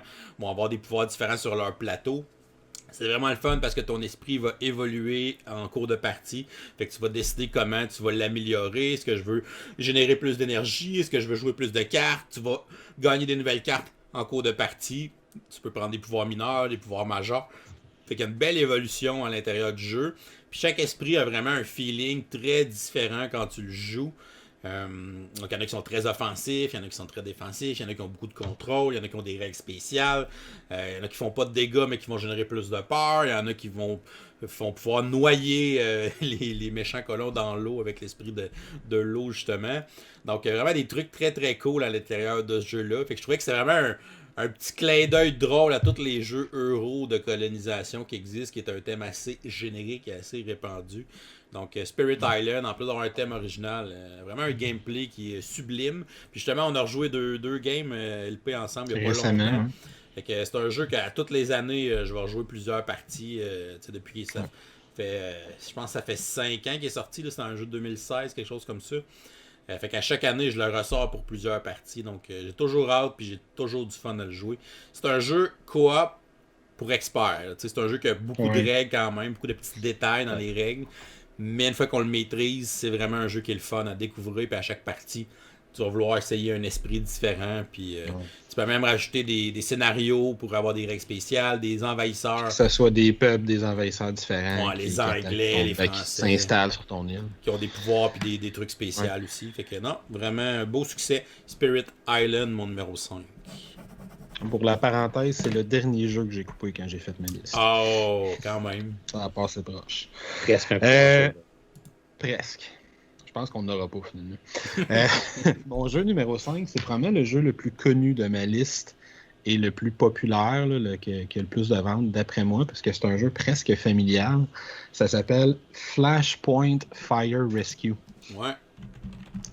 Qui est un pick-up and deliver. Puis lui, ce qui est très original, selon moi, dans sa thématique, c'est qu'on est des pompiers.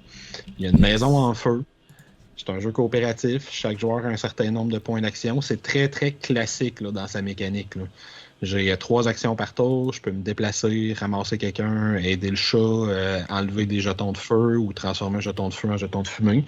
Et chaque joueur a un petit pouvoir qui lui est unique. Là. Il y en a un qui est meilleur pour défoncer les murs. Il y en a un qui est meilleur pour traîner le monde. Il y en a un qui s'étouffe pas quand il passe dans le feu. Il y en a un qui est un champion pour conduire le camion autour de la maison pour arroser tout ça. Fait que c'est un jeu qui est très, très simple. C'est un jeu qui est très, très populaire, qui a encore des extensions qui sortent aujourd'hui. Puis c'est le genre de jeu un peu à la mémoire 44, là, qui a 1 million d'extensions, où là, je peux acheter des maisons différentes, des étages différents, des gens différents qui sont pris dans la maison, puis etc. Fait que quand tu joues à ce jeu-là de façon coopérative, il faut que tu réussisses à sauver un certain nombre de personnes, parce que ce jeu-là, étrangement, dans son thématique, il y a un nombre de pertes acceptables.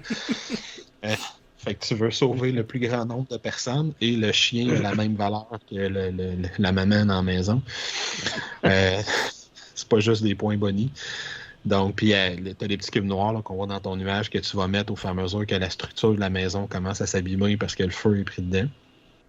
Fait que c'est un jeu qui est très réaliste, là, qui a une thématique qui est collée à la réalité, là, quelque chose qui existe réellement, qui le transforme de façon quand même assez légère, là, que tu peux jouer à ce jeu-là sans prendre trop au sérieux ce qui se passe sur le plateau, puis qui est proche de la réalité. Fait que, encore une fois, j'essaie de prendre des jeux que la thématique, je la voyais pas ailleurs, puis je me rappelle pas avoir déjà incarné des pompiers.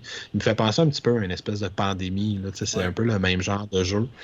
Où j'ai des événements à tous les tours. Lui, c'est des dés là, qui vont traduire les événements qui vont déterminer où le feu apparaît. Si le feu il apparaît là où j'ai le barbecue, ben, ça fait une explosion qui fait que le feu se répand davantage.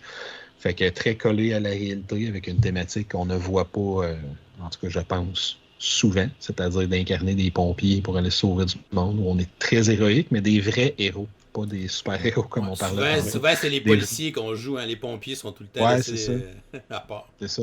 On va avoir bien des jeux qu'on est des policiers qui courent après des criminels ou qu'on fait une enquête quelconque. Là, ça, il y en a un puis un autre. Mais un bon vieux pompier là, qui installe son échelle sur le bord puis l'autre qui s'en va courageusement traverser 3-4 jetons de flamme pour aller chercher la personne qui est mal prise de l'autre côté.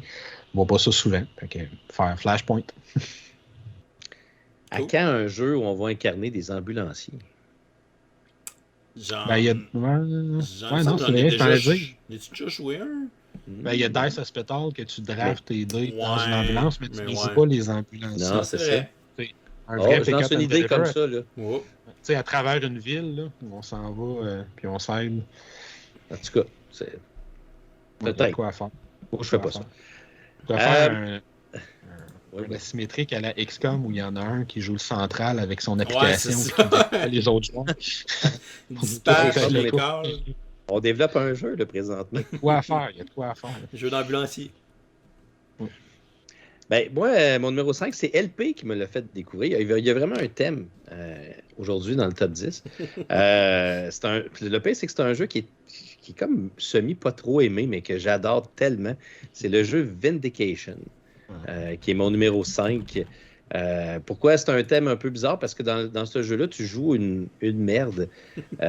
Disons ça comme ça. Un truand. là. Un truand, quelqu'un qui est con, qui a perdu tout honneur et qui, dans le fond, qu'on abandonne, je pense que c'est ça l'histoire, qu'on abandonne sur une Tu fais planète. jeter en bas d'un bateau, là, puis tu D'un te bateau, ramasses mais sur une île étrange. Ouais. Exactement, une île étrange. Puis après ça, le but du jeu, même si c'est pas une condition de victoire, c'est de retrouver ton honneur et de redevenir respectable. Je pense que quand on change la tuile de côté, on devient respectable. Ouais, C'est un tu passes jeu de euro. Wretched. Oui, c'est ça, exactement. Puis c'est un jeu euro. Moi, je l'aime vraiment beaucoup, ce jeu-là. Puis pourtant, il y a des critiques moyennes, mais c'est pas grave. Écoutez pas les critiques des autres, écoutez-moi. C'est un jeu c'est un jeu où on place des tuiles, justement. C'est un peu bizarre, par contre, la manière qu'on se promène dans les triangles. Puis bon, dépendamment où on touche, on peut faire des actions. On va faire des actions en fonction des bâtiments qui nous entourent. Et dans ce jeu-là, dans le fond, on va pouvoir ramasser des ressources qu'on va pouvoir transformer au courant de la partie pour justement se prendre. Bon, on peut avoir des artefacts, on peut combattre des monstres, on peut avoir des compagnons, on peut avoir toutes sortes de personnages qui vont t'aider dans ta mission de redevenir respectable. Puis tout ça dans un jeu qui, selon moi, est quand même, c'est un jeu euro, là, c'est un jeu de gestion de ressources qui est quand même super cool. Puis avec des cartes qui sont très... Le jeu, je le trouve beau. Là. Les cartes sont comme coupées bizarrement. Là. Ouais, Ils ne sont pas carrées complètement. Mais en tout cas, bref, c'est un beau jeu. C'est super cool comme, je trouve, comme concept de jeu, de se promener puis de tenter de réunir des gens pour pouvoir justement t'aider à redevenir respectable. Puis celui-là, j'ai participé à l'extension. Puis j'ai même accepté de payer plus ils ont dit qu'ils allaient me faire une boîte pour pouvoir tout mettre les extensions. Ils ont refait la boîte. Je comprends ça. J'ai fait exactement le même chemin que toi. Ah, J'ai vois-tu? tout ça, moi aussi. Fait que Vindication, c'est mon numéro 5. Puis lui, je rajouterais, je trouve ça le fun au niveau thématique. Ils réussissent à créer une immersion parce que tes ressources, ultimement, tu fais juste... Tu as 6 ressources que tu transformes pour avoir 3 ressources avancées, puis ça pourrait être du bleu, du bois, puis du métal. Mais tes ressources, c'est de la sagesse, puis de la force. Puis là, tu peux transformer ta sagesse, puis ton courage en vision, puis tel truc en bravoure, puis ta connaissance. C'est poétique. Oui, c'est ça. Il y a quelque chose de très méta là, dans la façon dont tu gères tes ressources dans le jeu. C'est poétique, Très bon c'est choix. comme... C'était poétique, puis quand tu les transformes, on dirait que c'est le fun. Tu sais, je trouve ça cool de dire le concept de dire, OK, tu t'en prends 2, puis ils redeviennent une autre ressource, puis ça te permet d'aller chercher une des cartes que tu peux prendre visible ou celle qui est cachée, parce que tu as comme un des decks de cartes. Puis ils jouent en solo. D'ailleurs, c'est un des jeux qui a plusieurs modes solo que vous pouvez essayer. Puis voilà. Fait que Vindication, c'est un bon choix. C'est le numéro 5. Cool. Numéro 4. J'y vais avec un jeu, étrangement, un jeu de roll and write. Qui sont pas des jeux très thématiques d'habitude, mais... L'impression que je sais c'est quoi. C'est un jeu qui a un méchant titre, qui s'appelle Super Skill Pinball 4Cade. Donc c'est un jeu où tu vas jouer dans une machine à boules. Donc comme aux arcades quand on était jeune. Là. Donc il y a plusieurs machines dans le jeu, fait que ça aussi c'est très cool. Je pense qu'il y en a 4 différentes. Ça c'est celle de base là, qu'on peut jouer, là. C'est une espèce de cirque si je me souviens bien. Donc c'est un jeu où c'est un roll and write. Fait qu'à chaque tour on lance 2 dés. Puis tu vas utiliser un des 2 dés dans le fond pour pouvoir aller cocher des trucs dans ta machine à boules. Mais ta machine à boules va être séparée en sections. Là. Dans le fond, tu as la section du haut, après ça tu as une deuxième section. Tu as comme 3-4 sections de hauteur. Parce que le principe, c'est que quand tu commences ton tour, au début, tu es dans la partie du haut, parce que c'est là que ta bille est propulsée au début de la partie. Fait que si j'ai choisi d'utiliser le 6, ben là, je vais aller cocher une case 6 dans la section du haut. Après ça, au prochain tour, je vais relancer les dés. Puis là, dans le fond, on va descendre dans la section qui est un peu plus basse. Mais si je veux, je peux laisser de ma boule tomber dans l'autre section pour aller cocher le prochain numéro. Puis évidemment, tu as des places pour rebondir, revenir dans une section plus haute ou dans 2 sections plus hautes. Fait que tu vas te promener comme ça dans ta machine à boules pour pouvoir essayer de rester le plus longtemps possible, pour cocher le plus de cases possible, essayer de faire des points, essayer de faire des combos. Il y a certains endroits, quand je vais avoir coché toutes les cases à certains endroits, je vais activer un pouvoir. Fait qu'un peu comme dans la machine à boules, c'est comme c'est le x2 ou c'est la deuxième bille qui entre en jeu. Fait qu'à ce moment-là, quand tu vas lancer les 2 dés, tu vas utiliser les 2 résultats, un sur chacun des 2 billes. Fait que là, ça va devenir un peu plus chaotique parce que tu vas être obligé de prendre les chiffres. Fait que ça reflète bien le feeling de la machine à boules. Pour vrai, c'est un jeu peux jouer de 1 à 4. Je l'ai juste joué en solo parce que c'est un jeu tellement rapide dans le tempo. C'est comme, je lance les 2 dés, j'en choisis un, je coche de quoi. Que tu sais, d'attendre après les autres joueurs, tout le monde est fini. On dirait que c'est comme un handicap dans le jeu-là. Fait que c'est vraiment un jeu qui roule super rapidement en solo. Puis chaque carte, chaque machine à boules différente va avoir des sections différentes, des fois avec ses propres règles. Fait que tu as aussi une petite évolution. Tu peux aller faire des machines un peu plus complexes quand tu es habitué, tout ça. Puis au fur et à mesure que tu fais des points, tu coches tes points sur une deuxième fiche. Fait qu'à la fin, là, tu additionnes tous les points que tu as fait pendant la partie. Parce que quand tu as fini de remplir une section, faut que tu l'effaces. Parce que, fait que tu vas pouvoir remplir cette section-là dans ta machine à boules. Tu peux repasser à certains endroits. Fait que la notion d'effacer dans un roll and ride, c'est assez spécial aussi. Vu que tu peux repasser plusieurs fois à la même place. Fait que ça prenait vraiment aussi du matériel avec un plateau puis des crayons effaçables pour que le jeu fonctionne bien. Donc, jeu à thématique assez original, mais en plus qui le rend super bien. Donc, Super Skill Pinball, super jeu de machine à boules. Je l'essaye à un moment donné. Il traîne, il est encore emballé dans mon armoire. Moi, je l'ai. Je suis pas un grand fan des Roll and Ride à la base, mais on me l'a tellement bien vendu que je me le suis procuré, mais j'ai pas encore essayé. Sur ça, je continue avec mon numéro 4, qui est de loin, peut-être pas de loin, mais qui est clairement le jeu le plus complexe de tout mon top 10. C'est un jeu où on va incarner des magiciens, mais des vrais magiciens, des illusionnistes, pas des magiciens qui lancent des boules de feu. C'est un jeu qui s'appelle Tricarion. Où lui, toutes les règles sont très, très thématiques à l'intérieur du jeu, puis il va aller chercher, selon moi, son originalité par le fait que, justement, parce que c'est un jeu à la base de placement d'ouvriers, on va aller placer nos ouvriers et nos assistants, parce qu'on a un pion qui représente notre magicien, et on a différents assistants qui vont aller prendre différentes actions, acheter des matériaux, réserver la salle de spectacle, etc. Mais qu'est-ce qu'on fait concrètement? C'est qu'on prépare des trucs de magie, mais des trucs d'illusionnistes, là, des magiciens de la réalité. Là, ça peut être... Puis on a une spécialité, là, on peut être un spécialiste de l'hypnose, comme un Mesmer, ou on peut être un Copperfield qui va faire des trucs de cartes, faire disparaître des gens, etc. Puis on va aller prendre un paquet d'actions avec plein de règles qui sont très thématiques, où on va avoir réservé notre salle de spectacle. C'est une action qu'on peut aller prendre. Fait que si on réserve, évidemment, le samedi soir, on va avoir plus de gens qui vont venir. Notre spectacle va avoir plus de points de victoire à la fin de la partie. Mais si un joueur était réservé le samedi soir avant, on va peut-être être pris pour réserver le dimanche, où il y a un peu moins de gens qui vont se déplacer, même si on fait un bon spectacle. On peut faire des apparitions spéciales pendant les spectacles de nos adversaires. Surprise, ce qui fait qu'on va aller leur gruger un peu de leur point de victoire parce qu'on va aller chercher de la célébrité pendant le spectacle de nos adversaires.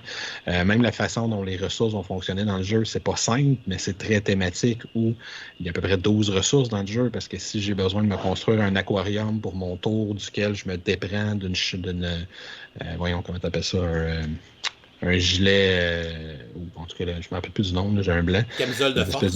Une camisole de force, oui. Ça fait que le tour, je suis dans un aquarium, dans l'eau, puis je me déprends d'une camisole de force. Mais là, j'ai besoin d'aller m'acheter du verre pour construire mon aquarium. Peut-être qu'il n'y a pas de verre au marché, fait que je vais faire une commande spéciale.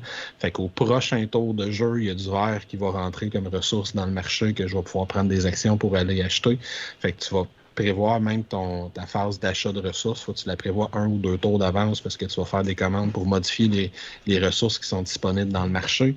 Tu peux t'engager des assistants qui ont chacun des spécialités. Il y a ton assistante là, classique de l'époque, là, la jolie assistante qui va animer la foule, qui fait que ton spectacle, il y a plus de gens qui vont venir. Tu as ton manager qui va te permettre de réserver des meilleures salles avec plus de points. Il y a ton espèce d'ingénieur qui va te faire des rabais quand tu vas construire des appareils qui servent à des différents tours de magie. Puis comme je dis, il y a différentes factions, là, si on veut, différents types de tours de magie où tu peux avoir des illusions, des trucs juste de force, de l'hypnose, etc. Fait que il y a plein d'extensions qui existent. Super intéressant comme concept. Très, très, très complexe. Là. Je ne sais pas, il est coté combien sur Board Game Geek en termes de complexité, mais ça doit être très, très haut, au moins dans les 4, 4.1, 4.2. Donc, Tricarion. C'est toi et tout. 4.22, ouais, quand même. C'est très, en haut de 4, c'est assez complexe. En haut de 4, on parle d'un très complexe. Ouais. Il y a pas mal juste Cloudspire à date qu'on a nommé qui, d'après moi, doit être dans les mêmes eaux en termes de complexité. Puis Tricarion, c'est la raison, je pense qu'il me fait peur. Je l'ai. Même Clash Game, ils font des excellents jeux, c'est comme Anachronie. Ouais. Mais si tout le monde en parle en bien, un jour, je vais oser. Ouais, mais je suis obligé de dire, malheureusement, ce qui ne l'aide pas, c'est que dans tous les jeux de Mind Clash Game, puis je sais que tu en essaies quelques-uns, c'est leur plus complexe. Puis pas un peu. Il est pas mal plus complexe que, mettons, Anachronie. Ouais, parce que, comme tu dis, il faut que tu prévois beaucoup d'avance aussi, fait que ça ajoute une couche de complexité. Parce que non seulement tu es limité dans tes espaces comme tous les placements d'ouvriers, mais tu es limité dans les ressources que tu as. Il y a beaucoup de ressources, je pense qu'il y en a 12 dans le jeu, des ressources différentes. Tu en as juste 4 qui sont disponibles à la fois, puis il faut que tu calcules que tu vas avoir à manager quelles ressources je veux là, puis quelles ressources je veux au prochain tour, puis le tour suivant, puis que je calcule ça d'avance parce qu'il faut que je les commande, les ressources dont j'ai besoin. C'est très, très bon.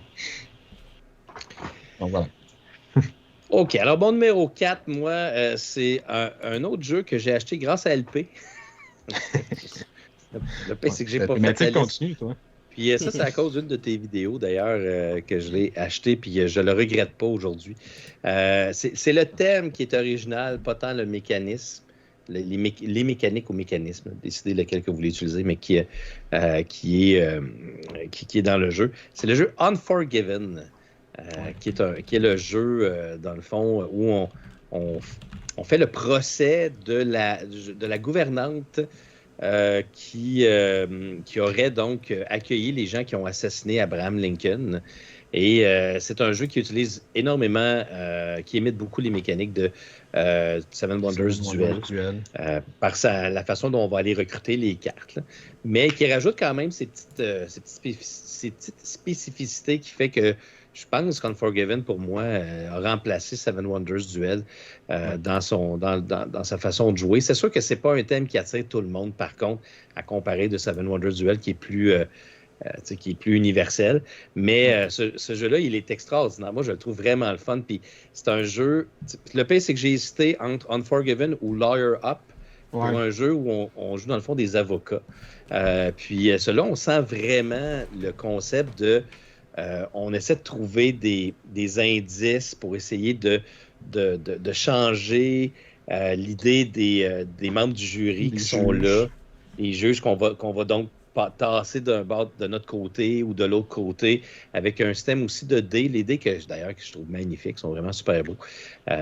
Puis on a aussi la même piste, là, comme dans Seven Wonders Duel, qu'on peut tasser d'un côté de l'autre, puis si on réussit à atteindre le bout de la piste, ben on a gagné automatiquement la partie. Vraiment, vraiment, vraiment surprenant, ce jeu-là, uniquement en anglais. C'est sûr qu'il faut que le thème vienne vous chercher un petit peu, mais moi, je trouve le thème très intéressant. Puis définitivement très original comme thème dans lequel j'ai vraiment l'impression de jouer un avocat qui essaie de soit condamner ou acquitter, dépendamment de quel côté vous êtes. Puis c'est surprenant, ce jeu-là, sans farce. Donc, Unforgiven, The Lincoln Assassination Trial, c'est mon numéro 4. C'est un très, très bon choix. J'y avais pensé aussi. Et si ce n'était de Lawyer Up qui est sorti il n'y a pas longtemps après, je l'aurais probablement choisi. Oh! Non, c'est voilà. C'est juste qu'il y a eu le hasard du monde. A fait comme ça arrive souvent, qu'il y a eu 2-3 jeux avec une thématique similaire qui sont sortis la même année. C'est juste pour ça que je ne l'ai pas gardé, mais c'est un très, très bon choix. Puis le pire, c'est que le Belay Europe, je ne l'ai pas mis parce que je n'ai pas joué encore. Je l'ai, mais je n'ai pas encore essayé. Mais on me dit que c'est un bon jeu qui semble aussi imiter le concept des avocats. Mais en tout cas, bref, si c'est quelque chose qui vous intéresse, Unforgiven, je ne sais pas s'il est facile à trouver parce que je ne sais pas si c'est un jeu qui est à très grand déploiement. Là, mais, je suis pas mal sûr que Dice Hall lui en reste quelques copies. Ouais, il y en avait commandé pas mal. Okay, allez voir ça sur le site de Dice Hall. On commence le top 3, messieurs. Oh, c'est une musique? Tum, tum, tum.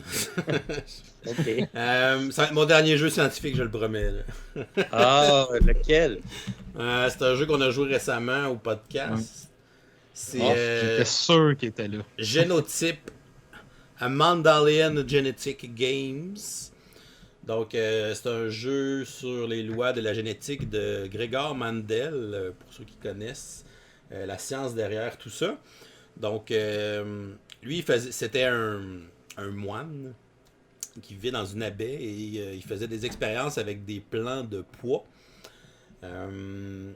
Donc, il croisait les plants de pois pour voir si les caractères se transmettaient d'une génération à l'autre.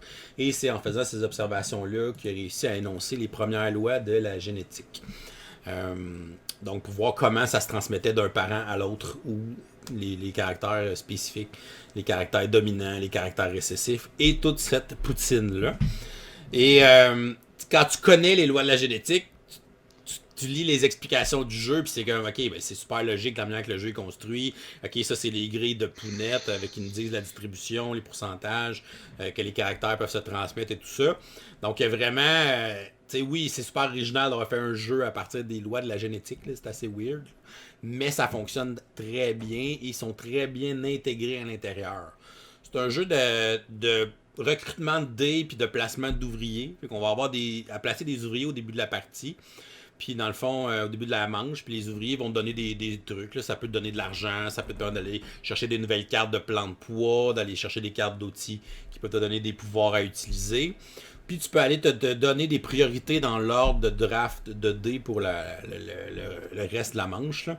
Puis une fois que tous les ouvriers sont placés, bien, on va drafter les dés selon l'ordre qui a été établi. Puis tu peux avoir placé justement un ouvrier pour te donner une priorité dans une des couleurs de dés parce que je veux vraiment avoir ce dé-là. Puis les dés vont être lancés après qu'on va placer nos ouvriers. Fait que tu as le petit côté très aléatoire là, qui fait aussi très distribution génétique. Là.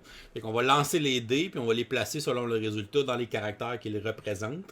Puis après, nous, on va drafter les dés pour aller recouvrir les caractères sur nos cartes de plan de poids, qui sont dans le fond nos cartes d'objectifs, qui servent à faire des points. Puis on va pouvoir, à la fin de la manche, avoir une phase d'upgrade. On va améliorer, on peut s'acheter des nouveaux pots pour planter des plants. On peut s'acheter un assistant qui va te donner un pouvoir passif. Tu peux t'acheter des nouveaux endroits aussi pour recruter des dés. Une petite phase d'upgrade qui est intéressante aussi, que tu vas sentir cette petite évolution-là au cours de la partie. Donc, très cool comme jeu, très original comme thème, mais aussi, encore une fois, très bien amené comment ils l'ont présenté dans le jeu. Génotype. Bon choix. À essayer. Oui, c'est un très bon jeu. Je l'avais très bien coté d'ailleurs. Il est là, podcast. Donc, là, on est rendu au numéro 3. Fait que dans mon cas, un petit peu comme David avec Spirit Island et moi-même précédemment avec Last Will ou Martin avec The Reckoner, j'ai pris un jeu que la thématique est somme toute très, très, très utilisée dans le board game, mais qui ont viré à l'envers. Le jeu s'appelle This War of Mine. Où, dans ce jeu-là, on est en pleine guerre, une guerre qui n'est pas nommée, qui est la guerre de Sarajevo, mais qui, dans le jeu, c'est clairement inspiré de cette guerre-là, mais ce n'est pas, c'est pas nommé de façon explicite dans le jeu, où au lieu de faire des soldats et des militaires qui essaient de prendre contrôle des territoires de l'adversaire, puis d'aller se taper dessus, puis de tuer les soldats de l'autre, on joue des civils qui tentent de survivre dans cette ville, qui reçoit des bombes et qui a des troupes de soldats d'un côté ou de l'autre qui passent.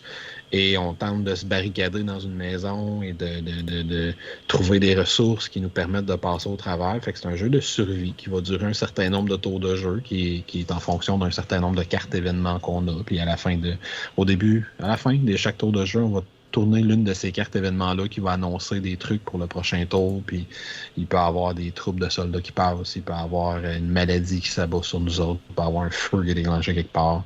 On va avoir des actions à prendre dans une phase de jour et de nuit.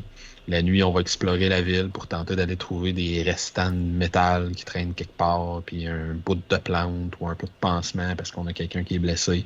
Il y a un système livre dont vous êtes les héros aussi dans le jeu parce qu'on va faire des rencontres alors qu'on explore la ville, puis on va avoir des choix à faire, puis on sait pas trop ces choix-là, qu'est-ce qu'ils vont donner. Puis c'est un jeu qu'il faut pas trop que tu joues si tu te sens pas super bien en dedans. Ouais, c'est un peu dark, là. Il est très, très dur comme jeu. Il ne cache pas le réalisme et les événements malheureux qui peuvent arriver. Il va pas trop loin. Il va pas dans certaines extrêmes en termes d'événements.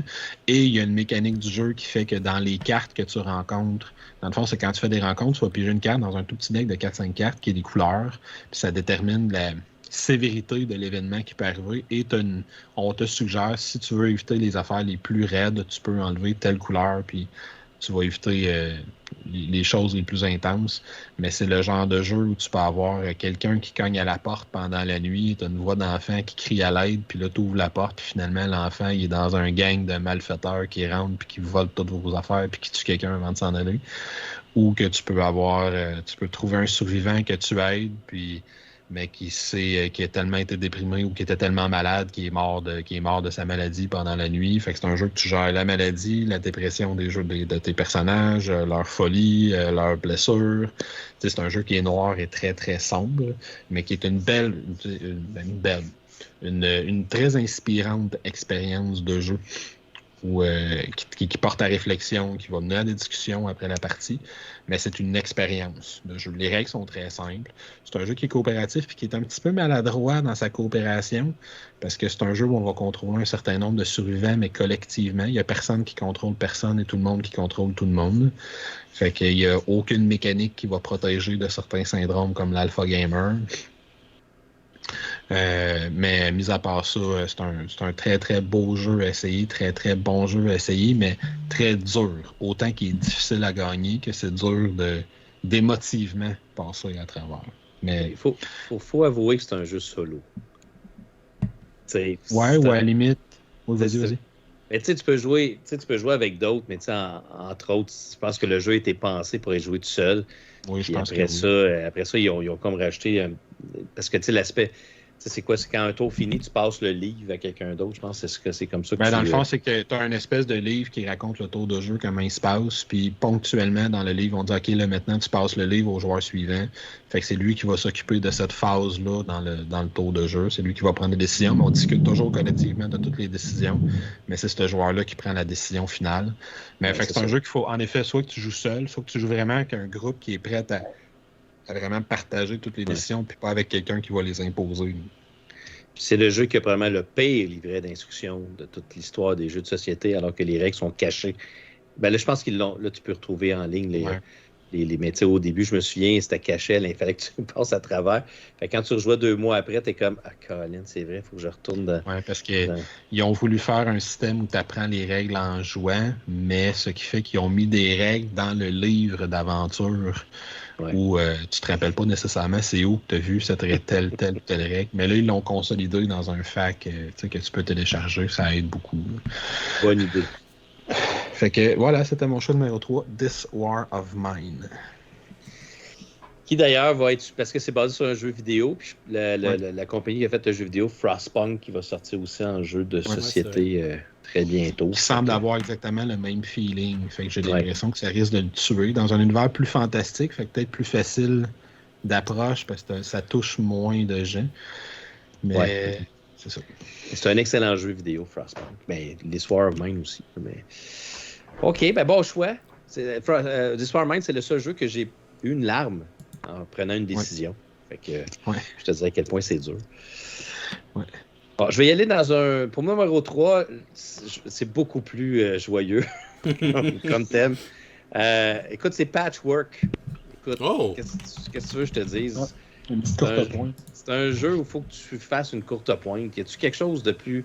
Excusez-moi, là, je ne veux pas nécessairement insulter les gens qui font des courtes pointes, là, mais pour moi, c'est plate à mort.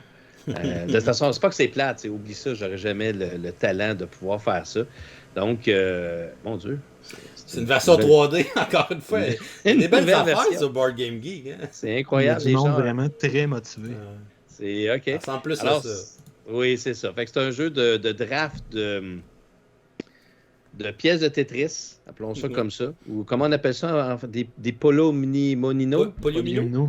Polio, en tout cas, la polio. En tout cas, bref. C'est un jeu où on doit optimiser le placement de nos choix sur un petit plateau personnel. Puis, à chaque fois qu'on va prendre une pièce, ça va faire avancer notre jeton d'un certain nombre de temps. Puis, comme la baie des marchands, on pourrait dire, celui qui est en arrière va pouvoir donc rechoisir une pièce et ainsi de suite jusqu'à temps que tu arrives au bout de la partie. Puis c'est un jeu qui est simple. C'est un jeu de... C'est-tu Uwe Rosenberg? Hein? C'est lui qui avait fait ça? Fait que c'est un jeu que moi, j'ai bien apprécié. Tu sais, c'est un thème qui ne m'aurait zéro, mais pas du tout intéressé. Mais il a réussi à construire un jeu intéressant autour de ça qui fait qu'à la fin, quand tu regardes ce que tu as construit, c'est cool. Je trouve ça le fun. Puis c'est un jeu que je sors encore une fois de temps en temps avec... c'est un jeu à deux joueurs. C'est 2 joueurs, hein, c'est ça, je pense. Ouais. C'est 2 uniquement. Puis, en tout cas, bref, je ne pouvais pas ne pas le mettre. Tu sais, j'ai hésité entre Calico et Patchwork. Parce que je me suis dit que c'est 2 jeux où on a le concept de construire un genre de drap ou courte pointe ou peu importe. Mais j'ai pris Patchwork parce que je trouve que c'est celui qui est le plus accessible. Calico, c'est quand même assez... C'est assez brainy. Il faut que tu réfléchisses beaucoup. Fait que Patchwork, ils ont sorti d'ailleurs plusieurs... ils ont sorti celui de Noël, celui des États-Unis. celui des États-Unis. Halloween. Allez-y avec la version que vous voulez, mais je trouvais que c'était quand même, au niveau d'un thème original, construire une courte pointe. Pourquoi pas? Ouais, puis c'est drôle parce que c'est lui un peu qui a parti le bal de tous les jeux de Polyomino. Il y en a un puis un autre aujourd'hui. Mais encore aujourd'hui, il reste un des meilleurs parce que le gameplay, avec le petit côté économique des boutons, là, il y a un petit quelque chose de plus profond que les autres, je trouve. Oui, c'est vrai. T'as raison. Fait que Patchwork. Numéro 2. Mon numéro 2, c'est un jeu de sport. C'est un sport vraiment weird. En fait, quand j'ai vu le jeu, j'ai comme fait... C'est quelque chose que tu as inventé pour le jeu ou c'est un sport qui existe vraiment dans la vraie vie? Puis c'est des compétitions de pyramides humaines. Ah. Fait que c'est le jeu Castel. OK. Puis là, j'ai regardé, puis ça existe vraiment en Europe, je pense, des compétitions de Castel. Là. Il y a les gens qui font ça, c'est des castelliers. Donc, ce que tu vas faire, ben, c'est que tu vas te monter une équipe de castelliers. Fait que les castelliers sont représentés par des tuiles qui vont avoir différents numéros. Puis tu vas aller faire des compétitions. Fait que tu vas avoir un plateau pour te promener, pour aller dans différentes villes. Dans des villes, tu vas aussi pouvoir t'améliorer. Tu vas pouvoir aller recruter des nouveaux castelliers. Tu vas pouvoir t'acheter des compétences qui vont te donner des petits pouvoirs qui vont briser un peu les règles, les restrictions quand tu vas faire tes pyramides et tout ça. Puis après ça, tu vas aller t'inscrire à une compétition dans la ville où tu vas être. Puis là, après ça, ben, tous les joueurs qui sont à cet endroit-là vont monter une pyramide avec tous les castelliers qu'ils ont disponibles dans leur réserve. Puis bon, celui qui fait la pyramide qui donne le plus de points, ben, va avoir la première position dans cette compétition-là, l'autre la deuxième, la troisième. Fait que c'est un jeu qui est plus le fun si on est plusieurs, parce que justement, le fait qu'on fasse des compétitions dans les villes un par un en arrière de l'autre. Puis tu vas essayer de gagner des médailles dans chacune des villes là, pour faire une espèce de set collecting sur ton petit plateau personnel. Puis c'est pas mal ça, mais il y a des règles à respecter pour monter les pyramides et tout ça avec les numéros. Tu veux toujours que les numéros les plus gros soient en bas. Puis il faut que tu montes toujours en ayant de moins en moins de monde dans ta pyramide. Fait que bref, tu as des trucs à respecter, mais chaque compétence que tu réussis à obtenir va te permettre de briser ça, puis de jouer un petit peu avec les règles. Puis tu as une espèce de rondelle d'action aussi sur le plateau qui va te permettre de faire les différentes actions et tout ça. Fait qu'il y a pas mal de stock dans ce jeu-là. C'est vraiment un jeu qui a passé en dessous du radar. Là. Je sais pas si c'est parce que le thème est vraiment weird, mais le gameplay, pour vrai, il est très bon. C'est un jeu très puzzle. Puis ce qui est le fun, c'est que tu es castellier, t'es ton équipe. tu fais une compétition, mais tes tuiles, t'es perds pas, là, t'es gardes. Fait que ta réserve va augmenter, va évoluer en cours de partie, puis tu vas essayer justement d'optimiser ce que t'as, d'aller chercher des nouveaux pour pouvoir faire la meilleure pyramide éventuellement. Puis c'est un jeu un peu à la Coliseum, dans le fond, c'est que ton pointage, ça va être comme ta meilleure performance que tu vas avoir faite. Fait que les points s'additionnent pas, fait que c'est vraiment, tu vas essayer de faire la meilleure pyramide d'ici à la fin de la game pour avoir ton score. Fait que c'est un principe assez cool. Fait que Castel, un thème vraiment weird de faire des compétitions de pyramides humaines. Ben, je pense que tu l'as, ta raison, probablement pourquoi ça n'a pas fonctionné. Je pense que c'est un thème qui attirait probablement pas le coup d'œil. C'est weird. La boîte, l'image sur la boîte, c'est weird. Oui, j'avoue. Pour nous, à tout le moins, ouais. Moi, dans mon deuxième choix, c'est un jeu. C'est mon dernier jeu de Mind Clash Games. David ne sera pas surpris de le voir sur ma liste. C'est le premier jeu qui m'est venu en tête quand on a choisi cette thématique-là. C'est Cerebria. Ouais, je savais que tu le mettrais. Oh mon Dieu, c'est vrai. Ouais. Cerebria, ce qu'on fait, c'est que c'est un jeu, normalement, mettons le jeu de base, il y a des règles pour jouer à 3, à 4, même jusqu'à 6. Il y a des règles pour jouer solo, il y a des règles pour jouer coop. Mais à la base, c'est un jeu à 2, dans lequel les joueurs vont incarner les deux versants d'une personnalité naissante. Fait que le gloom, qui est le côté sombre de ta personnalité, où tu as toutes tes émotions négatives, la peur, la crainte, la jalousie, la colère, l'hypocrisie, etc. Puis tu as le côté bliss, où là tu as la joie, le bonheur, l'optimisme, la persévérance, la détermination, etc. Et ces deux joueurs-là vont compétitionner puis vont tenter d'influencer la pyramide de l'inconscient, de l'ego qui se bâtit tranquillement au centre du plateau. Puis un peu comme Tricarion, c'est la même compagnie, il y a énormément de règles, c'est super compliqué comme jeu, mais il est très, très thématique. Chaque règle vient implémenter le thème qu'il essaie de représenter. T'sais. La colère se transforme en haine, ce qui fait que tes jetons d'influence émotive se répandent plus rapidement sur le plateau, puis tu vas effacer d'autres choses. L'optimisme, tu peux jamais y enlever son dernier jeton à l'optimisme, c'est impossible. Il reste toujours un petit quelque chose duquel il peut repartir. Il y a plein de règles comme ça qui le rendent très, très thématique. C'est un jeu, ultimement, c'est un jeu de contrôle de territoire, de majorité sur ces territoires-là. Puis c'est un jeu qui est très particulier au niveau de son pointage parce que, encore une fois, de façon très thématique, il y a des moments comme s'il se passait un événement majeur dans la vie de cette personnalité naissante-là. Et à ce moment-là, tu dois être bien positionné pour marquer tes points. Et c'est juste à ce moment-là. Le tour d'après, c'est plus important comment tu es placé en fonction de tes cartes secrètes. Ça a changé, puis c'est d'autres choses que tu dois faire. C'est une course au point de victoire, à 20 points de victoire. Si ma mémoire est bonne, oui, c'est 20. Sinon, il y a une fois que toutes les cartes de score ont passé, celui qui a le plus de points va l'emporter également. Mais de la façon dont, puis tu te fais juste te déplacer sur le plateau il est divisé dans les différentes zones de cette personnalité-là. Fait que tu as l'inconscient, tu as l'ego, tu as le royaume de l'ambition, puis etc. Puis tes peurs intérieures, puis tu vas aller influencer sur ces différentes affaires-là, aller chercher des cristaux d'émotion, je pense, ou d'intensité d'émotion.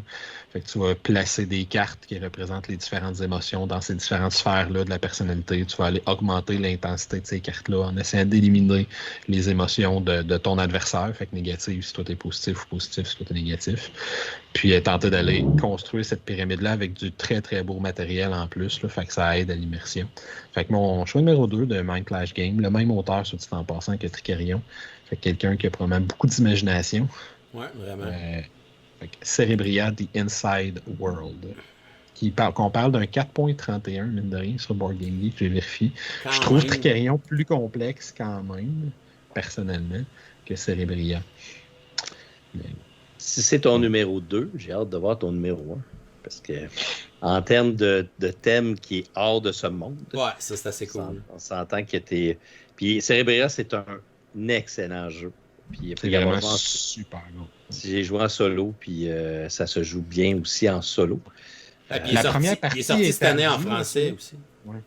Le monde intérieur. La première partie en solo, je ne sais pas si Martin, tu vas être d'accord, elle est ardue parce que tu as beaucoup d'icônes, puis c'est de l'association d'icônes, puis c'est David Turchi qui l'a fait, le mode solo. Puis lui, il fait des modes solo que c'est très procédurial.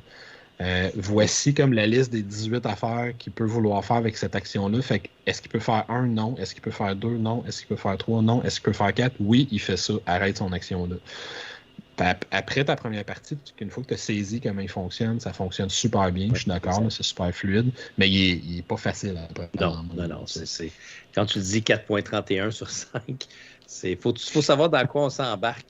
En fait, je pense qu'il faut que tu connaisses le jeu avant de dire je l'achète. C'est un jeu qui est plus facile à prendre en mode solo une fois que tu as déjà joué avec quelqu'un. Puis il est plus facile à apprendre à 4 qu'à 2.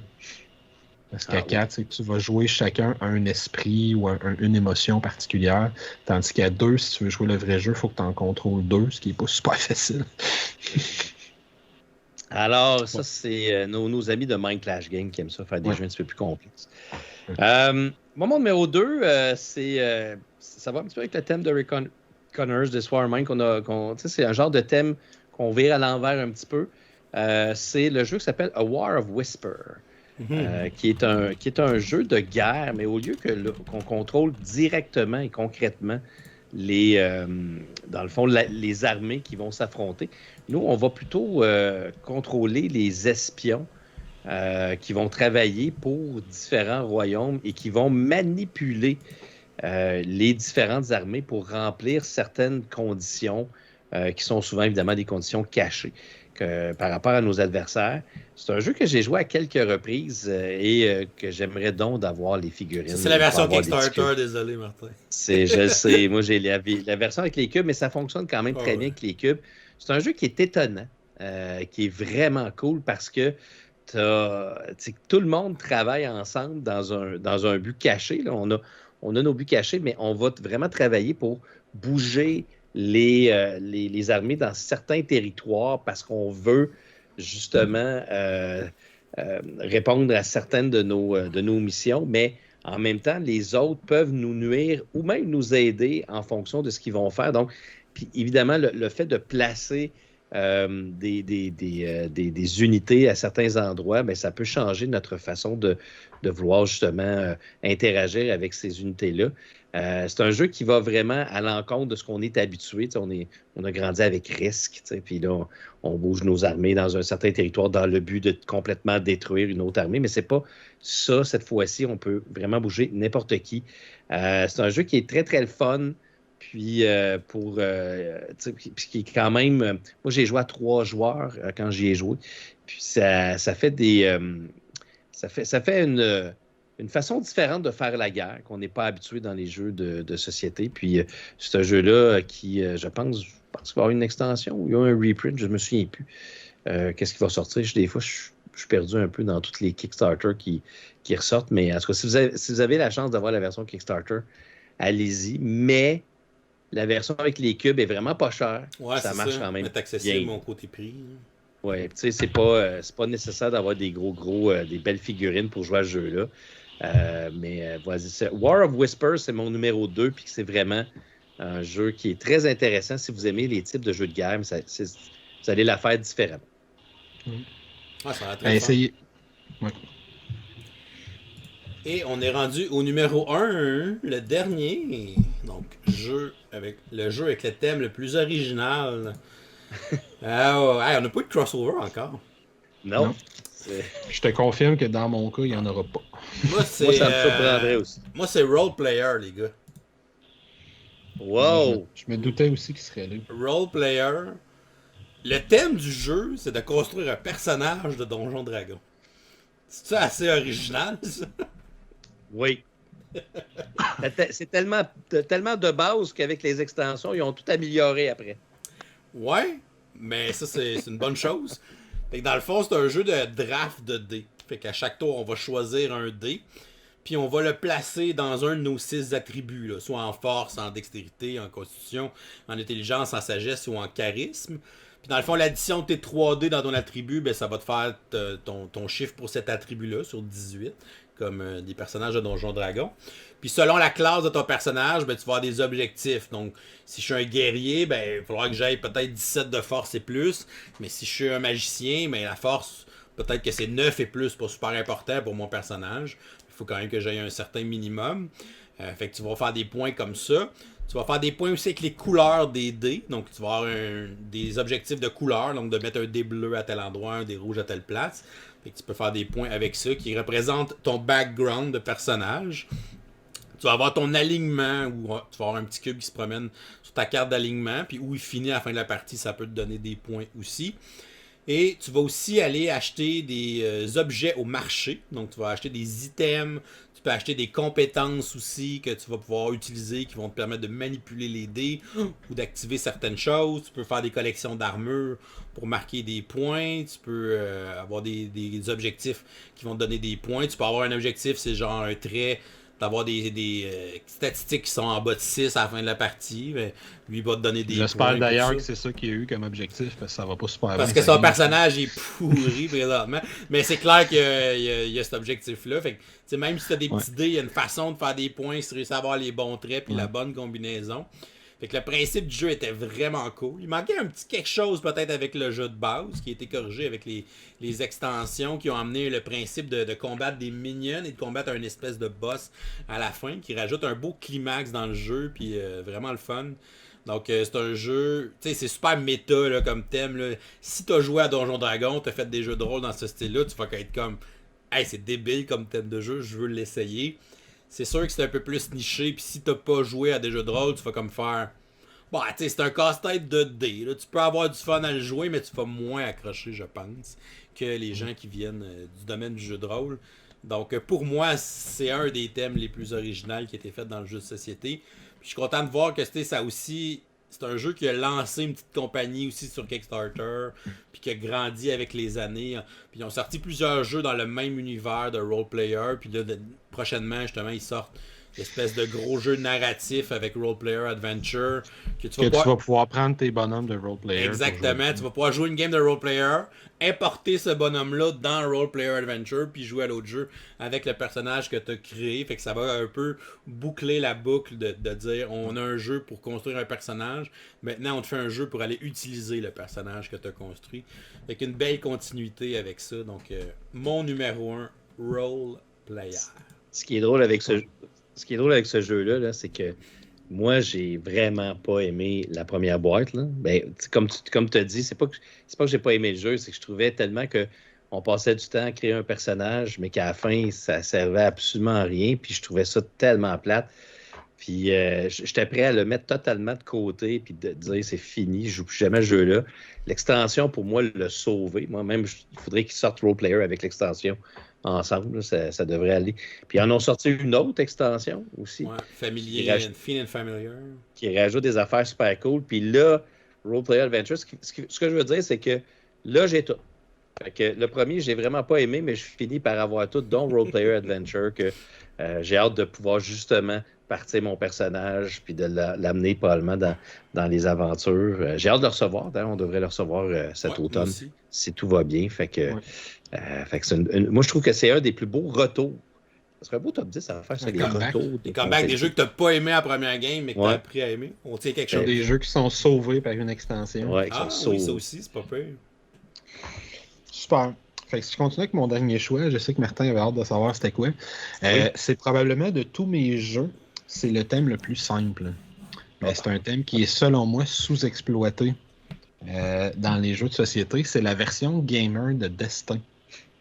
Ça s'appelle Pursuit of Happiness. Ah, ben oui. Le thème, c'est la vie. Il y a beaucoup de jeux qui vont prendre une partie de ce thème-là puis faire un jeu autour de ça. Il y a CV, qui essaie de se trouver une job. Il y a bien des jeux que tu dois poursuivre une carrière, etc. Il y a des jeux sur les relations amoureuses. Mais il n'y a pas, en tout cas à ma connaissance, il n'y a pas d'autres jeux à part Destin, littéralement, qui englobent tout ça dans le même jeu. C'est un jeu quand même assez complexe, pour vrai, de placement d'ouvriers, où tes ouvriers, c'est du temps, de façon très thématique. Fait que quand tu commences ta vie, tu as beaucoup de temps. Puis là, qu'est-ce que tu vas faire avec ton temps? Ben, je vais aller étudier, je vais me faire une blonde ou un chum, je vais essayer de me trouver un emploi, je vais me partir des petits projets sur le site, je vais faire une diète, je vais faire du yoga, je vais faire du sport, je vais faire une équipe de soccer, je vais designer un board game.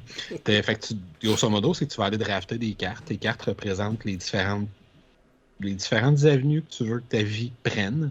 Fait que tu as des projets où que là, c'est des cartes que tu vas aller faire une fois, puis tu vas garder devant toi, puis tu peux aller réinvestir du temps dans ton projet au fur et à mesure que ta vie avance. Fait que puis il y a plein de gens qui vont se reconnaître là-dedans. Là, j'ai parti d'une collection de thèmes quand j'étais ado, puis elle est restée comme ça, alors que d'autres, rendus à l'âge adulte, vont avoir une méga collection de quelque chose. Il y en a un qui se part un band de musique et que toute sa vie va jouer dans les petits pubs du coin, etc. Et d'autres vont investir énormément de temps dans leur band, puis vont faire des concerts nationaux, vont devenir des super vedettes, etc. Il y a plein de règles qui sont extrêmement thématiques dans le jeu, puis à chaque fois que je parle de jeu-là, je parle de ma règle préférée du jeu, qui est un concept de stress dans le jeu, où si tu fais trop de choses en même temps, tu vas générer du stress.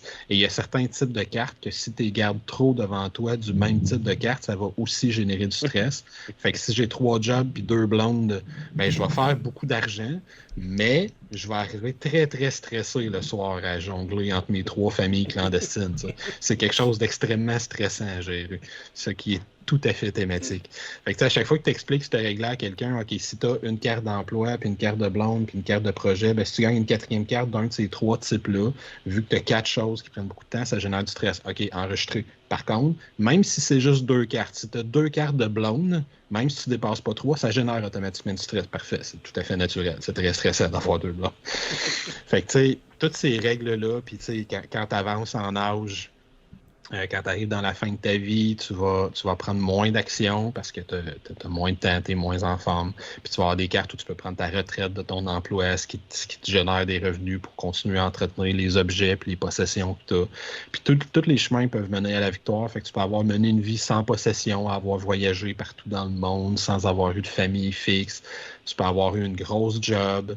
Les règles d'entretien sont très intéressantes. Si je suis président d'une entreprise, oui, je fais beaucoup d'argent, mais je commence mon tour de jeu puis je perds la moitié de mes actions parce que ça me prend beaucoup de temps à entretenir mon emploi. Même chose si j'ai une famille. Tous ceux qui ont une famille vont être d'accord. Je génère du bonheur automatiquement à tous les tours. Mais je perds 3 de mes 6 actions dès que le tour commence parce que j'ai une famille. Fait que, tu sais, aller mener le petit au soccer, puis aller au souper entre amis, etc. Chaque extension amène des idées intéressantes. Il y a une extension où tu peux t'impliquer dans ta communauté directe, fait qu'organiser un petit party d'Halloween sur ta rue, faire une vente de garage. Il y a une extension où tu peux décider de te lancer dans une vie de gangster. Il y a des extensions où tu peux faire des projets de vie, etc. Fait que c'est un jeu compliqué, qui est facile à comprendre à cause de sa thématique. Que c'est une thématique qui est sous-exploitée, puis tu vas gagner ta victoire, c'est des points de victoire, là, mais c'est des points de bonheur à long terme.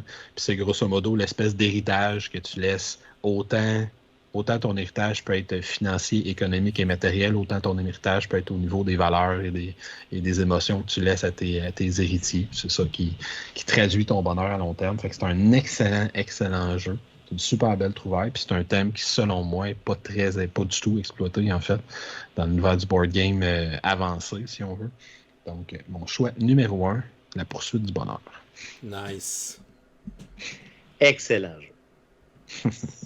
Je l'adore. J'ai pas les extensions, par contre. Toi, tu me titilles d'aller m'y chercher. Je te dirais que c'est un jeu qui va être lourd si tu mets plus qu'une extension à la fois. Chaque extension est une espèce de module que tu rajoutes autour du jeu. Mais justement, en mettant une extension à la fois, c'est super agréable. En mettant 2, ça devient peut-être un peu lourd. Mais en mettant une à la fois, c'est super le fun. Ma préférée, c'est probablement la communauté. C'est vrai. Ce qui est cool aussi de ce jeu-là, c'est que tes jetons de placement d'ouvriers, c'est des sabliers. C'est des sabliers. Ça représente littéralement le temps que tu as à sacrifier à tes affaires. Puis, encore une fois, je le dis, il y a des règles tellement thématiques. Si j'ai passé ma vie à faire du yoga puis à manger de la salade, mais je vais gagner du temps. Ben, pas du temps, mais je vais être en meilleure santé. Fait que je vais jouer littéralement un tour ou 2 plus que les autres joueurs à la fin de la partie parce que je vais avoir vécu plus longtemps. Peut-être juste assez pour régler des dernières petites choses pour vraiment mourir heureux. Ah, OK. Là, tu me tentes de le sortir encore. Il faut arrêter de parler. Ah, ça tombe bien, on est au numéro 1. Fait que... Mais moi, mon numéro 1, j'ai pas l'impression que vous avez joué. Peut-être que je vais me tromper parce que c'est un jeu qui est très récent, mais pour ce qui est du thème le plus ridicule qui existe, original, mais ridicule que quand je joue, j'ai décidé que c'était autre chose. Mon jeu, c'est Equinox. Alors, est-ce qu'il est un tout nouveau jeu qui vient de sortir de je pense, c'est Plan B. Plan B, ouais. Plan B Games, qui est un jeu qui est une refonte d'un jeu de Reiner Knizia, qui, si je me rappelle bien, est un reprint d'un jeu qui avait... C'est ça, le jeu, c'est Colossal Arena, originalement. Okay. Puis, tu sais, je vous explique quand même le jeu juste avant, OK? Le jeu, c'est un jeu où on va avoir des créatures. On va choisir attends, là, j'en vois 1, 2, 3, 4, 5, 6. Ouais, c'est ça. 8 créatures. Il y en a plusieurs dans la boîte. Puis, les créatures, on va donc faire un beau plateau comme ça. Là. On va les placer. Puis, on va avoir une main de carte qui va être... On va mélanger toutes ces créatures-là ensemble. Puis, on va avoir une main de carte. Puis, on va jouer à notre tour une carte qu'on va placer en dessous d'une des créatures qui ont des habiletés spéciales. Bon, tout ça pour vous dire que à la fin, quand on va finir de remplir la ligne, la créature qui a le plus petit chiffre, parce que chacune des créatures sont numérotées de 0 jusqu'à 10 ou des 0 jusqu'à 9. Puis on peut donc les placer par-dessus les autres créatures. Fait que c'est un jeu de bidding. C'est un jeu où on va miser. Parce que le but du jeu, c'est de savoir quelles sont les créatures qui, à la fin, il va en rester 4. Quelles sont les 4 créatures qui vont gagner le concours. Okay. Et là, dépendamment à quel moment que tu as donc mis ta mise, tu vas faire un plus grand nombre de points. Plus rapidement que tu vas miser, comme on voit le premier numéro en haut, là, lui, il les a placés à l'envers, je pense. Ça devrait être 5, 4, ça devrait être 5, 4, 3, 2, 1, ça devrait être à l'envers. C'est très mauvais placement. Je ne sais pas qui a fait cette photo-là. Mais si tu as misé au début, ben, étant donné que tu as pris une chance rapidement, tu vas faire 4 points, et ainsi de suite. Et c'est celui qui a fait le plus grand nombre de points qui gagne. Donc, c'est un jeu de bluff, c'est un jeu où on va miser, c'est un jeu où on va essayer de contrecarrer, on va essayer d'imaginer quelles sont les créatures que nos adversaires veulent miser pour essayer de les empêcher de gagner. Puis à la fin, à chaque ronde, on va éliminer une créature jusqu'à temps qu'à la fin, il en reste 4. Puis là, après ça, on va comptabiliser des points. C'est un jeu qui est très, très simple. C'est un jeu de cartes qui est vraiment... je veux dire, j'ai joué avec mes enfants. Là, c'est quand même super bien. Sauf que le thème, c'est que ces créatures-là se réunissent dans une forêt légendaire et le but, c'est de se raconter une histoire. Et ils sont tous autour d'une bûche. Puis, dans le fond, il reste seulement 4 places dans le livre d'histoire pour pouvoir écrire dans ce livret d'histoire légendaire. Et là, ils se font une bataille de narrative pour savoir lequel a la meilleure... lequel a fait la meilleure histoire. Comprenez-vous? Ça n'a pas un Simonac de sens. C'est ça le thème. OK? Moi, j'aime beaucoup plus... Quand je joue avec mes enfants, quand je joue avec Stéphane, j'ai joué quand même plusieurs fois, c'est tout simplement, on est dans une forêt, ils se détestent, ils veulent se détruire. Ils se battent. Alors, il me semble que c'est ça. Mais c'est ça le test. Le jeu original, on a regardé Colossal Arena. C'est ça, c'est une arène. OK? Fait que là, on s'entend qu'ils ont voulu trouver un thème super familial pour rendre le jeu familial. Pacifique, mais, un peu. Mais tu sais, t'essaies d'expliquer ça à mes enfants. Regarde, on est tous en train de... Ça marche pas là. Fait que tout le monde dit, OK, donc les 4 qui restent, les autres sont tous morts. OK, on va jouer comme ça, il n'y a pas de problème, gang. Allons-y avec ça. Hardcore Equinox. Mais c'est un excellent jeu. Je vais vous finir en disant que c'est super le fun. C'est sûr que c'est un jeu qui prend beaucoup de place. Artistiquement, c'est super bien. Il y a un mécanisme aussi du fait que chacune des créatures ont une habileté spéciale. Le design graphique des icônes, c'est mauvais à 110%. On ne comprend pas ce que chacune des créatures fait en regardant les icônes. Il faut vraiment se référer au livret de règles. Ça a été raté. Mais je trouve ça vraiment très original au niveau... en tout cas, pas au niveau de la... Bon, oui, c'est original au niveau du thème. C'est pour ça que je l'ai mis là. Mais ne vous laissez pas berner par cette thématique-là. C'est un bon jeu, c'est le fun, c'est familial, c'est intéressant. Puis Equinox, qui a 2 boîtes différentes qui n'ont aucune différence. Juste l'artistique de la boîte. Juste le cover, comme les Abyss là, dans le thème. Ce qui peut laisser des fois présager qu'il y a c'est 2 boîtes différentes, donc 2 contenus différents, mais c'est pas le cas. Rien de grandiose pour mon numéro 1, mais quel thème? Ben, un thème par rapport, c'est toujours drôle. Je m'avais dit weird. Fait que, oui, voilà. Ça fit. Voilà. C'est ce qui met fin à notre top 10 des jeux avec un thème original. C'est sûr que c'est un sujet de top 10 qui est très personnel. C'est ce que nous, on trouve original par rapport à nos goûts aussi, par rapport à ce qu'on a joué. Puis je suis curieux de découvrir, vous, à la maison, c'est quoi vos jeux avec des thèmes originaux. on laisse ça en commentaire sous la vidéo. Ça va nous faire plaisir de vous lire et de voir vos choix. Vous pouvez commenter sur nos choix aussi. Donc, on a très hâte de vous lire. Merci à Martin d'avoir partagé l'écran avec nous aujourd'hui. Merci pour ta présence. C'est toujours un honneur de t'accueillir sur notre chaîne. N'importe quand vous avez d'autres top 10, moi j'adore ça. Donc, appelez-moi, puis je suis là. Et merci à LP aussi d'être toujours là avec moi pour faire nos top 10. Yes. Merci pour Vindication, LP. Grand plaisir. J'ai bien hâte de recevoir les 2 prochaines extensions. On te fait dépenser, Martin. Ouais. Ma plus grande qualité, faire dépenser. Ouais, on va recevoir notre chèque bientôt. Oui, OK. Et si jamais vous n'êtes pas encore abonné à notre chaîne, vous pouvez le faire en cliquant notre petit bonhomme en bas de l'écran. Vous pouvez aussi nous suivre sur les médias sociaux à Facebook, Twitter, Instagram. Et si vous voulez nous encourager, vous pouvez aller sur notre page Patreon pour nous faire des petits dons. Et on va vous souhaiter à tout le monde une excellente fin de journée et continuez de gamer. Bye! Bye! Bye bye.